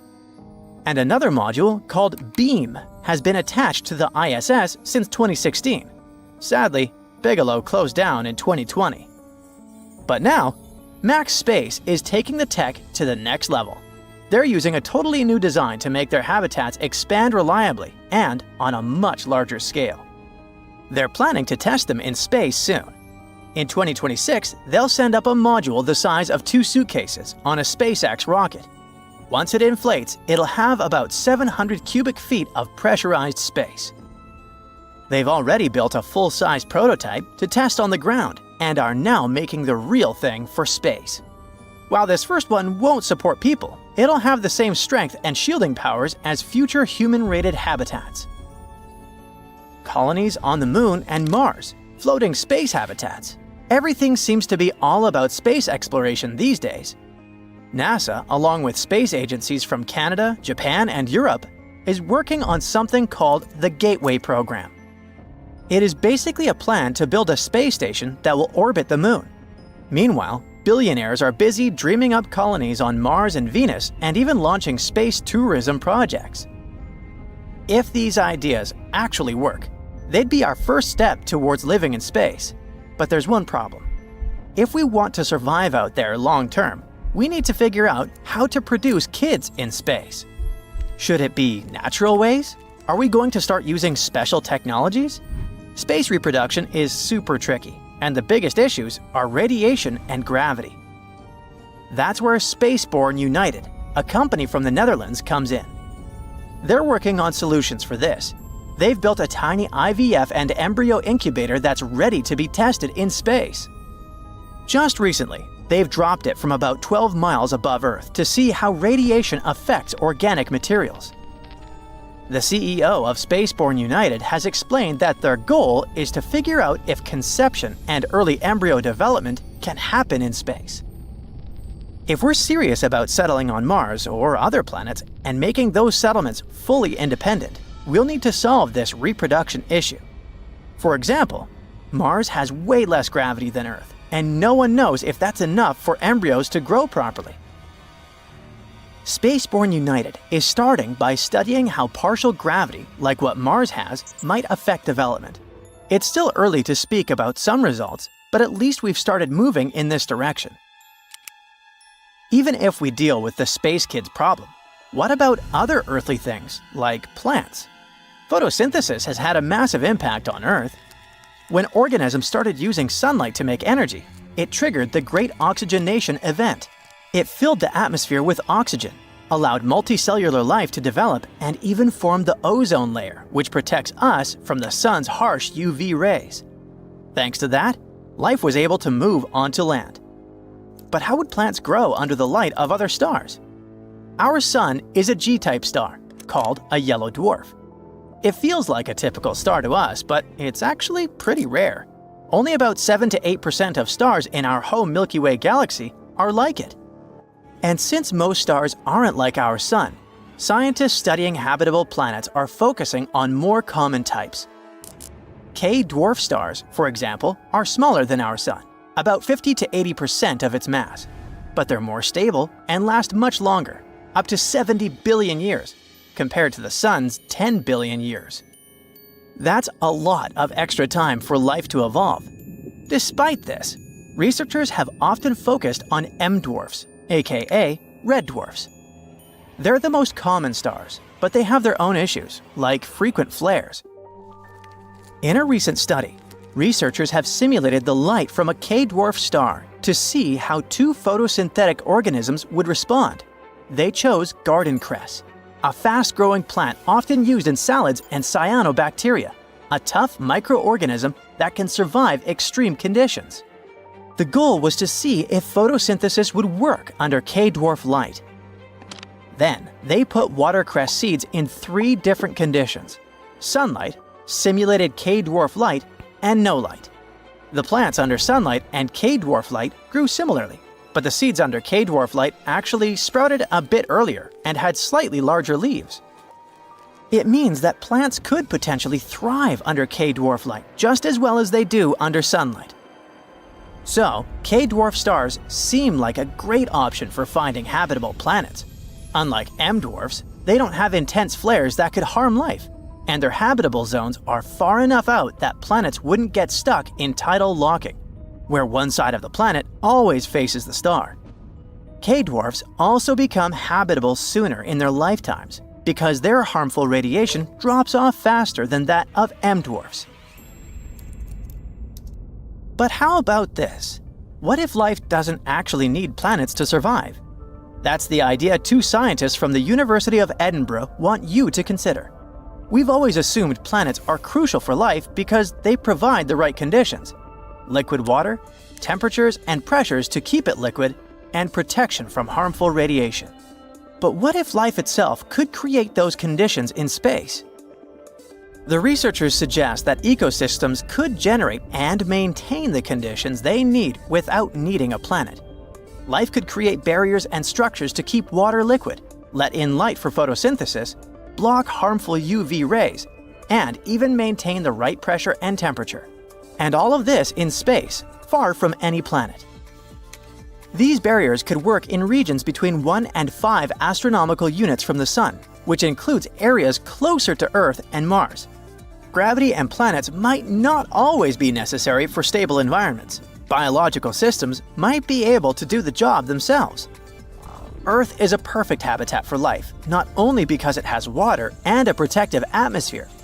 It's also an interconnected system where energy from the sun powers everything. Essential elements like carbon, hydrogen, nitrogen, oxygen, phosphorus, and sulfur cycle through the planet thanks to such processes as volcanism and plate tectonics. Outside Earth, things get trickier. Take the icy moons in our solar system, for example. They might have warm, salty oceans beneath their surfaces, but do those moons have nutrient cycles like Earth? And can they keep water liquid or maintain an atmosphere? These small, cold worlds don't get much energy from the sun, have no way to hold on to their atmospheres, and are exposed to harmful UV radiation and cosmic rays. For life to survive beyond Earth, it would need to adapt to these challenges or modify its environment. And if their idea is true, then perhaps life doesn't just adapt to its environment. It could also create entirely new ones. So, dark matter is a mysterious substance that makes up about 85% of the total matter in the universe, yet we can't see it or touch it. The regular matter that we're used to forms stars, planets, and everything around us. But dark matter doesn't emit, absorb, or reflect light, which is why we can't even see it. We don't even know if it actually exists. The reason why we believe in dark matter is because it leaves gravitational effects on galaxies and other cosmic objects. For example, spiral galaxies spin in a way that doesn't match the law of physics we know. According to our current knowledge, the outer edges of these galaxies should slow down, but they don't. They either keep the same speed or even speed up. It also seems to be acting like an invisible glue that holds galaxies together. If dark matter didn't add some invisible gravitational mass, the galaxies would literally break apart, not being able to hold stars together. But even though it's fundamentally important for our world, we still don't know exactly what dark matter is made of. This has been going on for years. Some experiments saw hints of it, but no one's been able to prove it beyond a doubt. Maybe the future circular collider will be able to find it. There's a mysterious force in space that seems to be pulling our entire galaxy, along with many others, toward it. This force is known as the Great Attractor. Wink, wink. It's a crazy massive region in space, about 10 million billion times the mass of our Sun, with a super powerful gravitational pull. Scientists think it might be a super cluster of galaxies, but they're not sure. The problem is we can't see it directly because it's hidden behind the Milky Way, while the Milky Way itself, horrifyingly, is moving toward it at a speed of about 370 miles per hour. Now, just like with dark matter, we only know it's there because of how it affects the movement of galaxies around it. These galaxies are being pulled toward this region, even though, since the universe is expanding, they should be moving away from each other. What's even weirder is that this great attractor might itself be moving towards something even bigger, the Shapley supercluster. It's the largest concentration of galaxies in our nearby universe. In 2017, astronomers discovered a strange object called Oumuamua. This was the first known visitor from another star system. The thing was quite small, from about 330 feet to about 0.6 miles long. It was also long and thin, had a reddish color, and moved in a very unusual way. As it passed by the Sun, it unexpectedly sped up, and then left our solar system just like that. Tons of theories started sparking up. It was too weird-looking for an asteroid. Scientists thought it might be a comet, but it didn't have the usual traits of one, like a tail of gas and dust. Eventually, some scientists even started to suggest the wildest theories, like it might be an extraterrestrial probe. People have been making a huge fuss about Oumuamua ever since. But after a while, it turned out it was just a natural object with unique properties. It was probably a fragment from a distant star system, like a piece of a disintegrated comet or even a chunk of a planet. But Oumuamua caught everyone's attention so much that in 2022, astronomers even proposed to send a spacecraft to catch up with it. This mission could take about 26 years. Hey, stay tuned. Now, as for extraterrestrial creatures, where is everyone? There's this thing called the rare Earth hypothesis that suggests that life as we know it is actually super rare in space. In the 70s and 80s, scientists argued that Earth is just an ordinary planet in an ordinary solar system. If we look at it this way, life should be widespread across the universe. It seems unreasonable to think that with trillions of planets out there, there will be no planet like ours anywhere. But then, a geologist, Peter Ward, argued that the development of complex life like ours depends on a very rare combination of things. The history of the planet, with all of its astrophysical and geological conditions, should line up perfectly for complex life to develop. So, just think about it. Being in the right zone of the galaxy, on a good distance around a stable star, a rocky planet with water and the right temperature, emergence of molecules, monkeys deciding to walk, and so on. This would explain the Fermi paradox, which asks, if extraterrestrial life is common, why haven't we seen any signs of it? Well, the rare Earth hypothesis explains it. The universe might be full of plants, extraterrestrial critters, and fun animals. But would there be an intelligent species like humans? That's another story. As for humans being intelligent, that's another matter. Dark matter? And even if they do exist, we could be incredibly far away from each other. That would make communication or contact with other intelligent species very unlikely. Now, there's another similar theory called the Great Filter. This idea says that there might be a big obstacle somewhere along the path from microbes to advanced civilizations. It was the idea of the economist Robin Hanson. He also believed that maybe intelligent life, as we know it, isn't that common in the universe, although he assumed it's not because our planet was the result of tons of unique conditions, but because there must be some sort of filter that reduces the chance of life progressing to our point.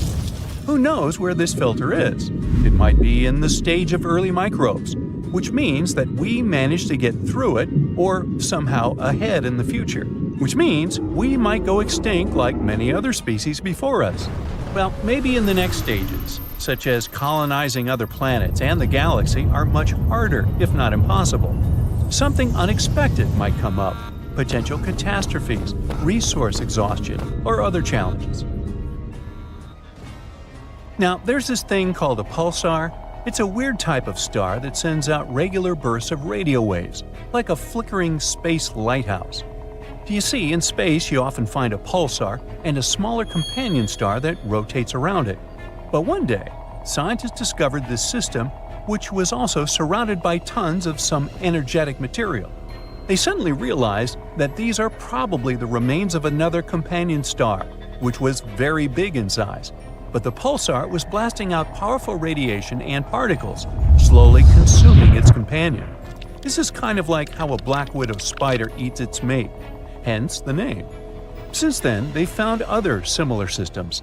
They've grouped them all into one spider family. There are also redback pulsars, which destroy slightly larger companions, and huntsman pulsars, which have companions that are massive enough to resist being completely destroyed. Even though so many safety measures are taken, space is still an unpredictable place where we don't have as much power as we'd like to. Back in 1973, during a spacewalk on the Skylab space station, 2 astronauts were in a very risky situation. They were out in space fixing things, but they didn't have the same handy jetpacks like astronauts do today.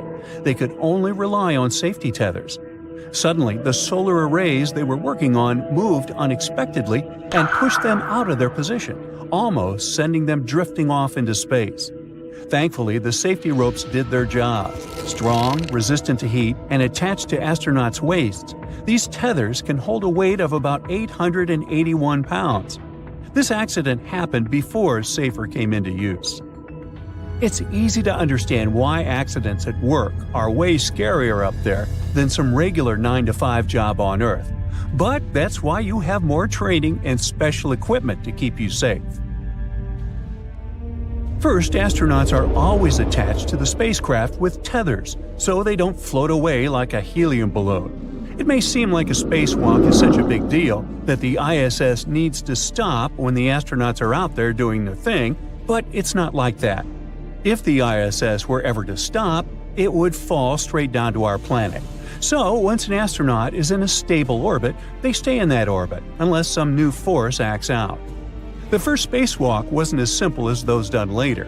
It was performed in 1965, and it lasted 12 minutes. 2 men set out on a mission. One of them was supposed to float in space for a while taking pictures. But things went wrong. His spacesuit expanded too much, making it hard to move. He started to feel overheated, so he had to let some oxygen out of his suit, which was very risky. He could run out of air or get sick like a deep-sea diver. Getting back into the spacecraft was tough as well, but he somehow managed to do it. Then, more problems came. The spacecraft started spinning, oxygen levels rose dangerously, and there was a risk of an explosion. After a lot of struggle, they made it back to Earth, but landed in a random forest surrounded by wolves and bears during a snowstorm. It took a rescue party to find them. Not a very encouraging story to listen to while you're waiting to go out. But cheer up, things have improved since then. Hundreds of astronauts have taken spacewalks without any serious problems. So here you are, whizzing right along with the giant ISS. Your first spacewalk goes almost flawlessly, so you can enjoy the view a bit. It's hard to control the way you move, but tethers still do their job, so you can focus on your task. Until you realize they failed. How did they untie? You notice you're floating off in some random direction. There's nothing you can hold on to. Your body is weightless, and it has started to spin around. It's so frustrating when you can't take control of your movements. An astronaut named Scott Kelly described this unpleasant feeling in his book Endurance. He was turning around and upside down in the darkness and could see nothing but what was right there in front of his face. It was like a scuba diver floating in murky waters, totally disoriented, with no way of telling which direction was wrong and which one could be right. In space, you can't kick or flail to change your course. It might be fun floating inside a spacecraft with zero gravity, playing and fooling around, but seeing just the endless void filled with stars in the distance and knowing what could happen makes it frightening. And now you're getting closer to Earth's atmosphere. It might seem like the safest option because it makes you feel like you're going home, but in reality, you better hope you'll change direction. If your angle and speed are wrong, you might re-enter the planet's atmosphere and burn up. Not a good deal. NASA trains astronauts for such situations, so you know what's your next step. activating an emergency jetpack called SAFER. This tool is designed to help you stabilize and move in space. You don't even need the tethers. You can control the movements of your jetpack with a small joystick. Finally, all those hours of playing video games will pay off. These jetpacks became an inevitable part of the Spacewalk package almost 30 years ago. So far, no astronaut has had to use one during a spacewalk. Whew! You're back on track, and you're moving away from Earth's atmosphere. You're getting closer to the ISS, flying manually. Oops! These jetpacks have one big flaw. They have a limited amount of fuel, and your SAFER has just run out of it. Okay, take a deep breath. One of the most important things every astronaut has to learn is to be prepared for literally anything.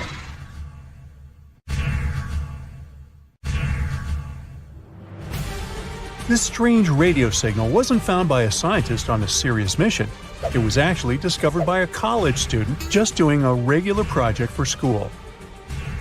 Tyrone O'Doherty, an undergrad student at Curtin University in Australia, was sifting through old data of the southern sky.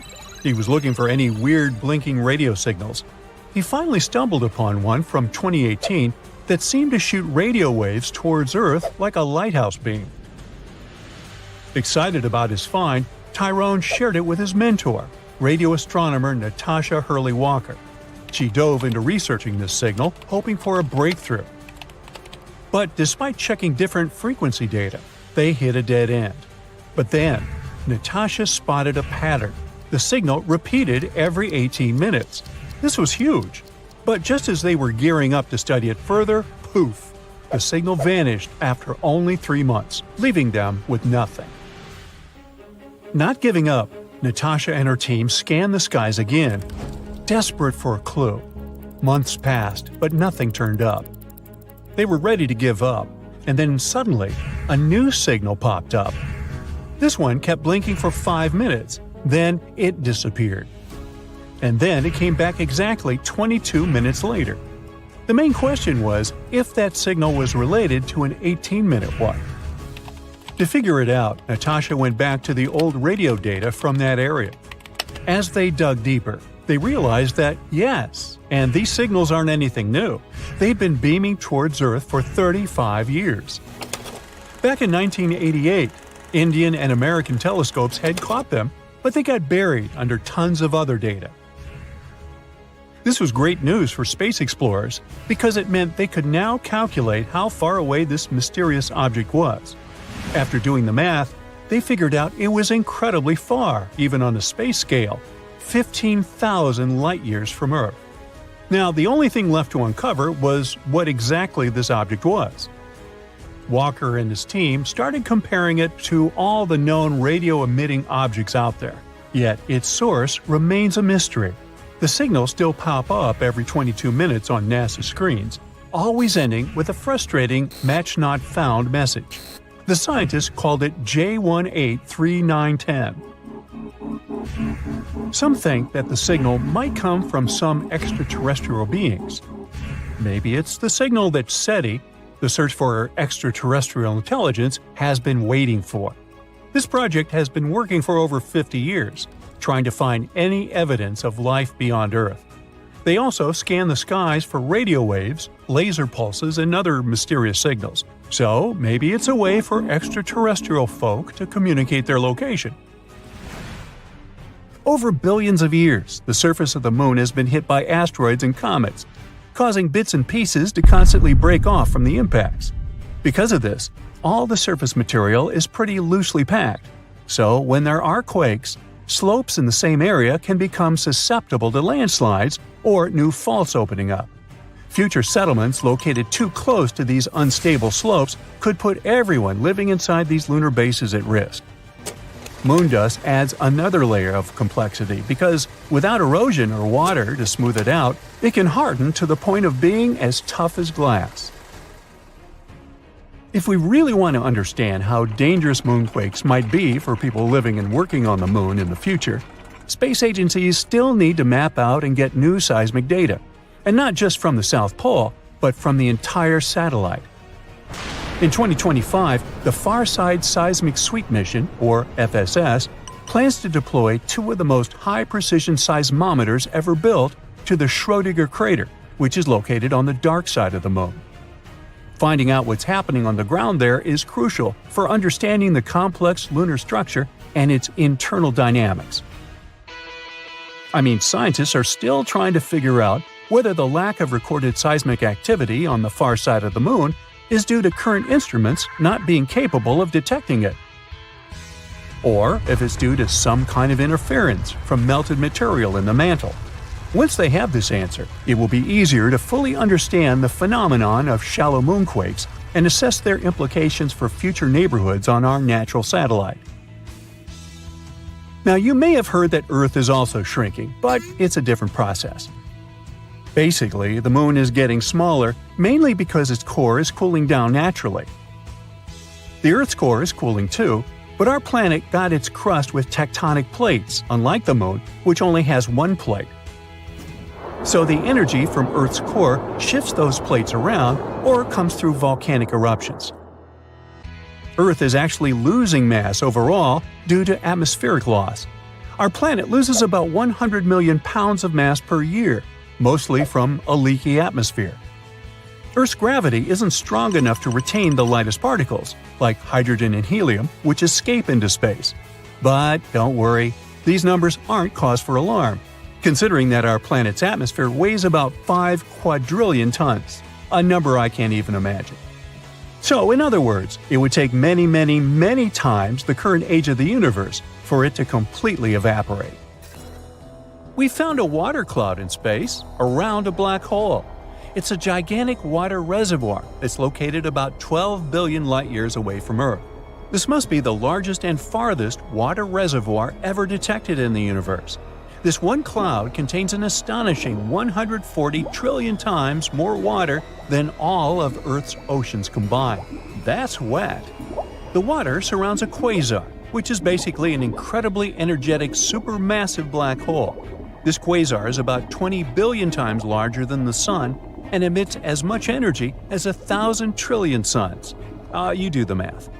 As the black hole slowly consumes everything around it, it releases energy.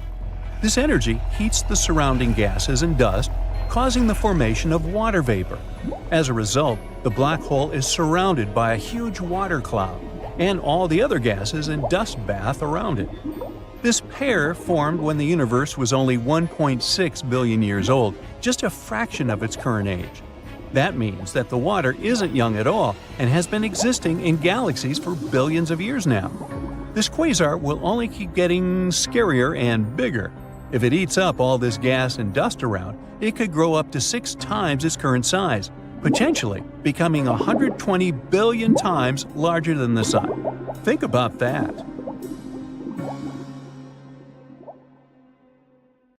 In 1997, a terrifying situation, or rather several of them, happened on the Mir space station. These stations are often like houses in space, with a crew of astronauts living and working on them. Back in the 80s and 90s, Mir was a marvel of human achievement, a huge floating laboratory. But it wasn't without its dangers and horrible incidents. In February of '97, astronaut Jerry Lineker had been living and working on Mir with his crewmates. Then one night, things went terribly wrong in the Cavat-1 module. An oxygen generator, a machine that burns chemicals to release breathable oxygen, suddenly burst into flames. They were trapped in a tiny enclosed space with smoke filling the air, and there's literally no way to escape. The fire blazed for 14 minutes. It filled the station with smoke so thick the astronauts couldn't even see their own hands. They immediately reached for the gas masks, which should have been their lifeline. Unfortunately, the masks didn't work for everyone. By the time of the fire in '97, Mir was already 11 years old, well beyond its expected lifespan.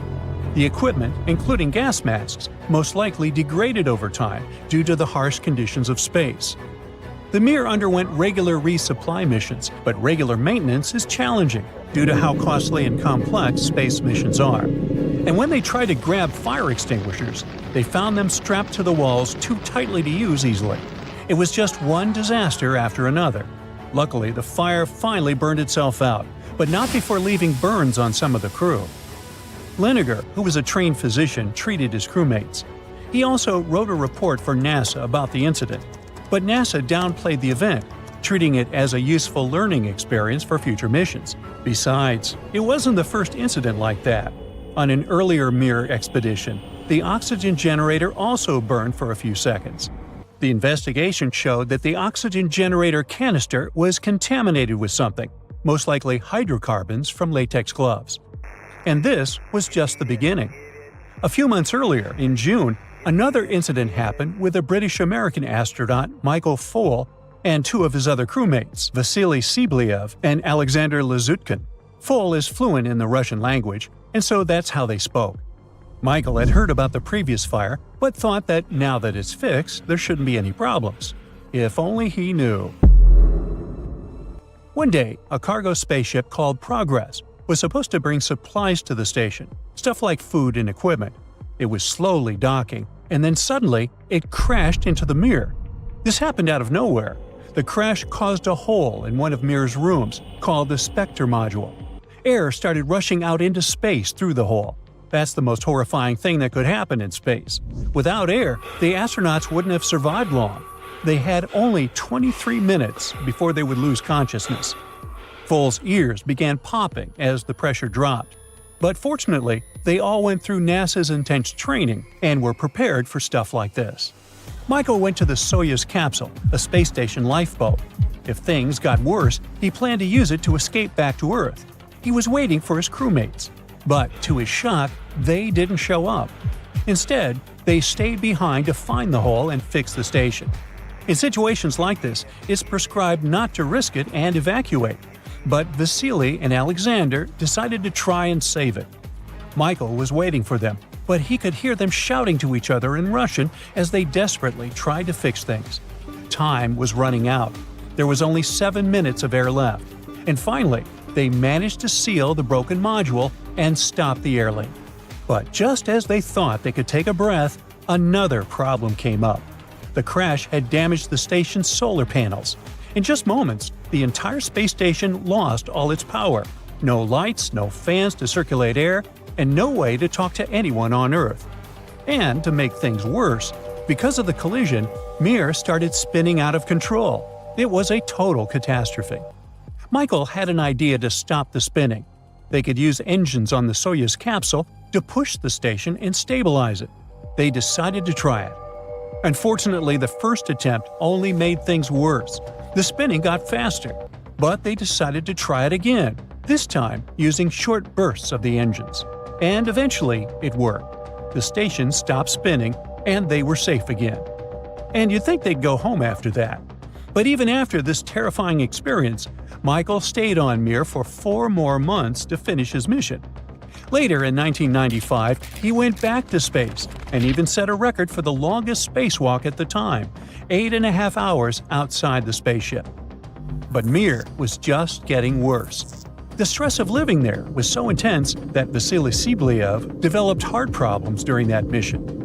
Literally the same year, just a couple of months later, in August, another disaster struck.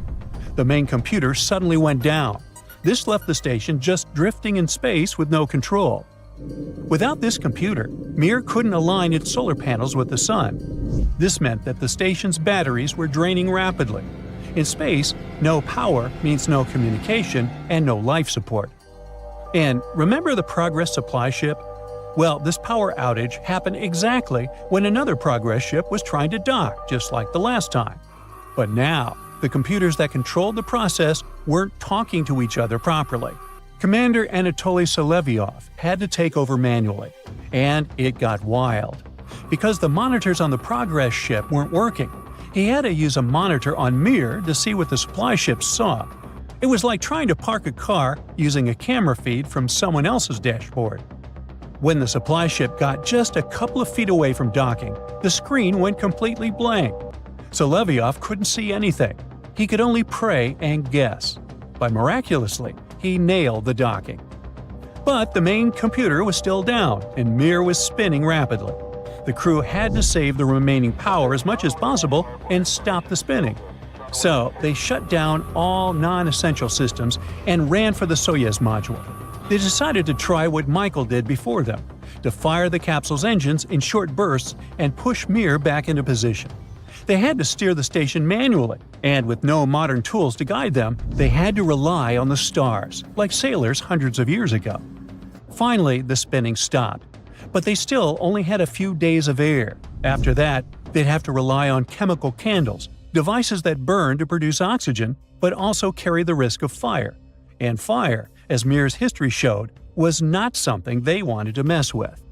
While the scientists were trying to reassure everyone on Earth that things were under control, the crew began fixing the broken computer. This task took hours, all in darkness, because there were no solar panels. But somehow they managed to repair it. After that, the astronauts had to face the sun to recharge Mir's batteries.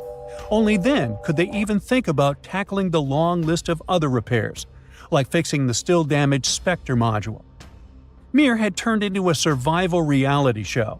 Once Mir was over a decade old, it became known for its cramped, cluttered interiors. It was full of broken equipment, leftover supplies, leaking pipes, and all sorts of odd junk floating around. The astronauts said that it was hard to move and felt like living inside a dirty, leaking submarine. Another huge issue was mold. It started growing on walls, in air vents, and even on the astronauts' personal items. Now imagine dealing with all of that in zero gravity while trying to conduct experiments. Finally, in March 2001, after 15 years in space, Mir was finally intentionally deorbited. It broke apart in Earth's atmosphere and burned up over the Pacific Ocean. Well, despite all the problems, Mir paved the way for the International Space Station that is still working to this day. Imagine a giant, immensely powerful storm rotating over your head. You'd be terrified if you could see it. But this storm is invisible to the unaided eye. It isn't your regular hurricane. This intense phenomenon happens in space. Space hurricanes are giant swirling storms that form not in our oceans, but up in the ionosphere. It's part of Earth's upper atmosphere charged with energy from the sun. Space storms look a lot like traditional hurricanes, except they're made up of plasma, supercharged gases, and instead of raining water, they rain electrons. These massive rotating hurricanes appear over Earth's polar regions. Now, think of a space hurricane as a giant funnel or whirlpool of energy spiraling over the polar regions. It's only visible from high altitudes or by satellites. Space hurricanes also produce cyclone-like auroras. Such colorful light shows look similar to good old auroras, but there's a big twist. Space auroras usually spin near the North Pole for several hours, raining charged particles into the upper atmosphere. Hurricanes on Earth are born from warm ocean water and low-pressure areas. They're fueled by Earth's rotation and heat energy from the ocean. Space hurricanes, on the other hand, are created by a different process altogether. They're influenced by magnetic fields instead of Earth's water. When the solar wind, a steady flow of charged particles coming from the sun, comes into contact with Earth's magnetic field in just the right way, it creates a kind of swirling vortex of energy high up in the ionosphere. It starts spinning, much like how a regular hurricane spins in the atmosphere. Now, let's go all the way back to 2014. That was the first time researchers spotted a massive space storm over the Arctic using satellite data. That hurricane was huge, but at that time, they didn't know exactly what it was. What they did know was that its base stretched over 600 miles in diameter, and it had multiple spiral arms that looked just like the arms of a traditional hurricane. The storm also had a calm eye in the center. There, the plasma was still, compared to the fast-rotating outer regions. Some parts of this storm spun at speeds up to 4,700 miles per hour. It's an incredible speed compared to Earth's hurricanes. The team observed the phenomenon for 8 hours. After that, it gradually broke down. Scientists managed to identify this storm as a space hurricane only in 2021, using observations that had been made several years before. Space hurricanes have several distinct features. First, it's cyclone-shaped, massive, bright auroras that can last for hours. Then there's the eye of the storm, a calm, stable center of the hurricane. A space hurricane also creates a circular magnetic field with strong disturbances around it. Plus, scientists mention electron rains in the ionosphere. These rains are what causes those bright, colorful auroras right below the storm. But how do space hurricanes form? To understand this process, we need to first talk about regular auroras, like the northern lights. The sun emits a stream of charged particles, also known as the solar wind, non-stop, and sometimes this wind brings massive bursts of energy towards Earth.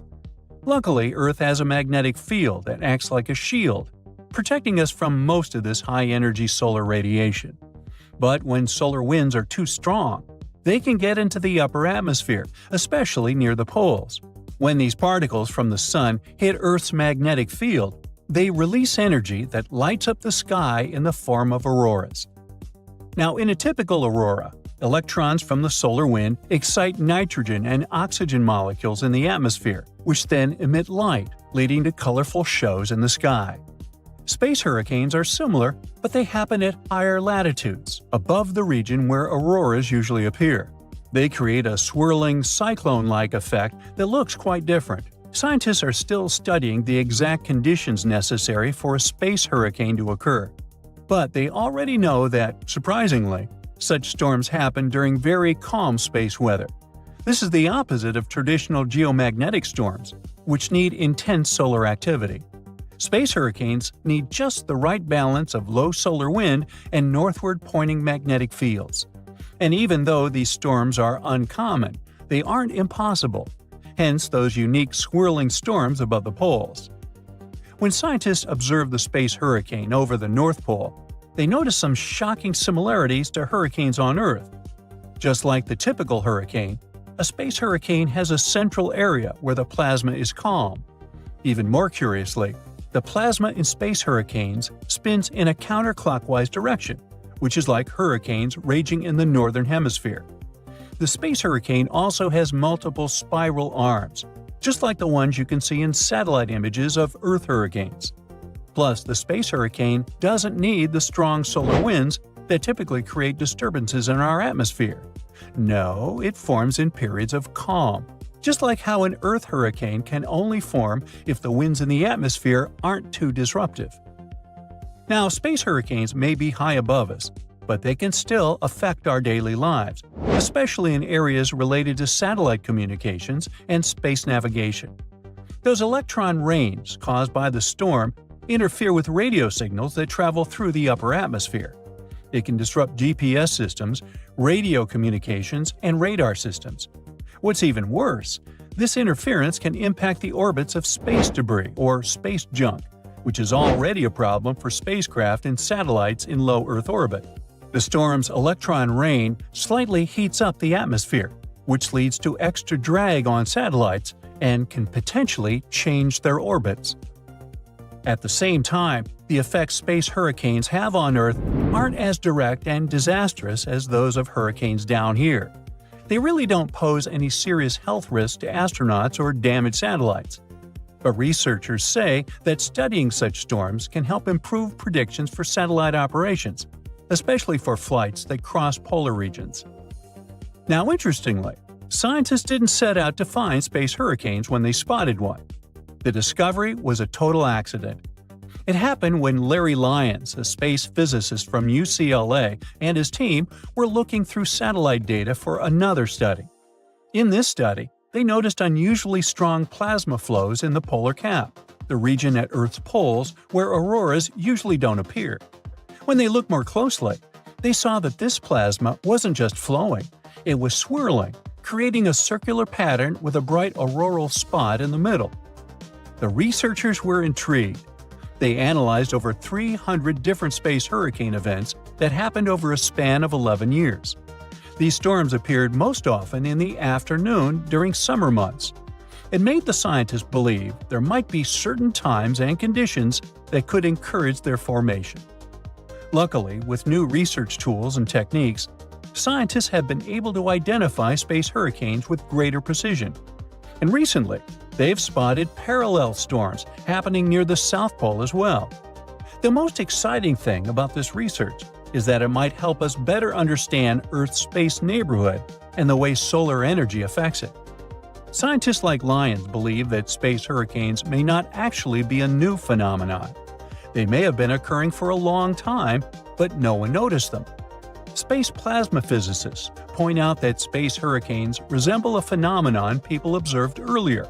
It's called high-latitude day-side auroras. At the same time, space hurricanes are much brighter, and they have stronger circular flows, which give them those hurricane-like arms. Understanding space hurricanes could eventually help scientists predict them. It would be useful for planning space missions and making satellites more reliable. Plus, by looking at these storms, researchers hope to create a more complete picture of how auroras behave at higher latitudes. And even though space hurricanes may seem purely like scientific curiosity, they can give us important clues about how Earth's magnetic field and atmosphere interact with the solar wind. And who knows? This understanding might even help us spot similar storms on other planets with magnetic fields. It could offer clues about magnetic storms beyond Earth. Usually, when we look at the photos of astronauts in space, we can see that they're sort of attached to the spacecraft. But there was one brave astronaut who took a wild step into the great unknown without any safety line connecting him to the shuttle. This brave man was Bruce McCandless, and he did that stunt back in 1984. How did he come back, you may ask? He did this cool trick using a nitrogen jetpack, which NASA called the Manned Maneuvering Unit. At first, he tried out some test maneuvers in the Challenger's payload bay, and only after he made sure it was all right did McCandless decide to go for it and glide a staggering 320 feet away from the shuttle. A bit of sad stats here. Out of the 430 people who have made the leap into space, 18 have sadly lost their lives, which gives us a fatality rate of just over 4%. With these numbers, it's safe to say that space shuttles are the least safe means of transport out there. Duh. Alright, let's make it a tad brighter. If we crunch the numbers a bit better, we can get a smaller percentage. But how? Well, 4% is a bit misleading because when we count, we take all the space flights. However, some people flew several times, which reduced the probability. With over 600 seats filled across 113 shuttle flights, the true fatality rate for shuttle missions is actually closer to 2%. Let's test your general knowledge now, shall we? So, what was the first living thing ever sent to space? If your answer is a monkey, you aren't right. Those who said dogs, sorry you guys, but it's not correct either. On the 9th of July, 1946, fruit flies became the first living creatures to make it to space during a suborbital V-2 rocket flight. Then, on the 20th of February, 1947, these little guys safely returned from their journey, opening the door for future human space exploration. Before, we sent to space mammals like the rhesus monkey, Albert II, in 1949, or the famous space dogs. Scientists spent a lot of time studying fruit flies to see how they reacted to radiation and the conditions of space travel. Researchers started using fruit flies for experiments back in the 1910s. Guess why? Because we humans share a lot of genes with these yucky pests. Imagine hearing some creepy music all of a sudden, when there's nothing but darkness around you and nobody is there to help you. Right, now imagine how elevated this experience was for astronauts who heard some creepy music in their space shuttle. Months before the moon landing, Apollo 10 astronauts were orbiting the moon, testing equipment, when they heard strange audio noises. Astronaut Eugene Cernan noted the eerie sounds, joking they were like weird music. At that moment, the astronauts didn't have contact with mission control. They were over the moon's dark side. Although the noises resembled something from a sci-fi film, NASA downplayed them as they were focused on the astronauts' mental health. Despite years of speculation, the source of the sounds remains unknown, with theories ranging from radio interference to charged particle activity. Cernan later remarked that they didn't take it seriously and didn't report it after the mission. Chances are, we've already received messages from new friends from other galaxies, but we just failed to understand them. In August 1977, Some astronomers using the Big Ear radio telescope at Ohio University picked up a strange narrow-band radio signal from the constellation Sagittarius that lasted for 72 seconds. The signal buzzed at a frequency of 1,420 megahertz, which is significant because it matches the natural emissions from hydrogen. This frequency had been flagged by scientists almost 2 decades earlier as a likely choice for extraterrestrial civilizations trying to reach out to us. They dubbed it the WOW signal after one of the astronomers wrote "WOW" on their printout. We've never heard that signal again, and no one has been able to explain its origin satisfactorily. After spending about a month in space, astronauts start losing quite a lot of skin from the bottoms of their feet, especially those tough calluses they've built up over time. One astronaut even called Mission Control in a bit of a panic when he noticed a chunk of his heel drifting off in zero gravity. But no worries, as the old calluses peel away, new ones spring up from the tops of their feet. They need that grip to hold on to all the restraints, kind of like airborne trapeze artists. Going number 1 and seeing blood is as scary as it sounds, and yes, in the weightlessness of space, blood doesn't settle in the lower body in the same way it does on Earth. This can lead to some alarming situations on board. Natural urges are universal, regardless of location. There are 2 main reasons why astronauts are unable to use traditional toilets in space. First, water is an extremely valuable resource aboard a spacecraft. Second, there's no gravitational flow of water in space. The drinkable water on a space station is contained in pouches and is used accordingly.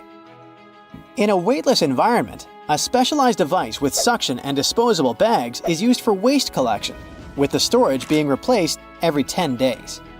Additionally, spacecraft are equipped with complex systems designed to recycle and filter liquid waste, converting it back into usable water for the astronauts' daily needs.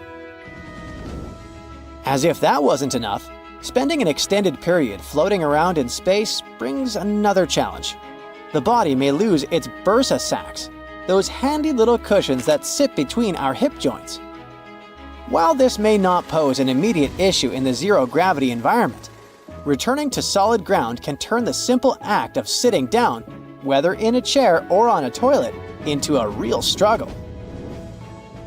The fluid shifts that contribute to blood-related issues don't stop there. They can also wreak havoc on astronauts' sinuses, creating a constant feeling of congestion. It feels like living in a stuffy room all the time, where relief seems just out of reach. Thus, the challenges of long-term space travel add up, making the experience as daunting as it is thrilling. Another challenge astronauts run into is vision loss, also known as ocular syndrome, which sounds all sciencey. While the exact cause is still a bit of a mystery, it's thought that extra pressure on the brain can mess with both the retinas and optic nerves. And here's a fun fact: it mostly affects guys. By the way, you might assume that shutting your eyes in space means it's pitch black, but that's not the case. Because of high levels of radiation, astronauts can still see bright lights when they zip through certain parts of their orbit. It's a pretty strange phenomenon that keeps them on their toes, even with their eyes closed. Switching gears, let's talk about bone health in space. It turns out that being weightless can really take a toll on astronauts' bones. Like, they can lose up to 2% of their bone mass every month, which is pretty wild. But the good news? They've come up with new exercise routines that help fight off that bone loss. So, while space travel definitely has its challenges, researchers are working hard to keep astronauts in tip-top shape as they explore the universe. The Big Crunch is a cool theory about how the universe might end, and it's basically the opposite of the Big Bang. So, imagine the universe expanding for ages, but then it hits the brakes and starts collapsing in on itself, maybe even forming a huge black hole. Scientists are looking into this by checking out the universe's density. If it's too dense, such a collapse might really happen. At first, people thought that gravity would eventually take over and stop the expansion from the Big Bang. But then we found this mysterious thing called dark energy, which is actually speeding up the universe's expansion. Because of that, it seems like the Big Crunch is pretty unlikely. Right now, the evidence shows that dark energy is here to stay, so the universe will just keep on expanding forever. That's it for today. So hey, if you pacified your curiosity, then give the video a like and share it with your friends. Or if you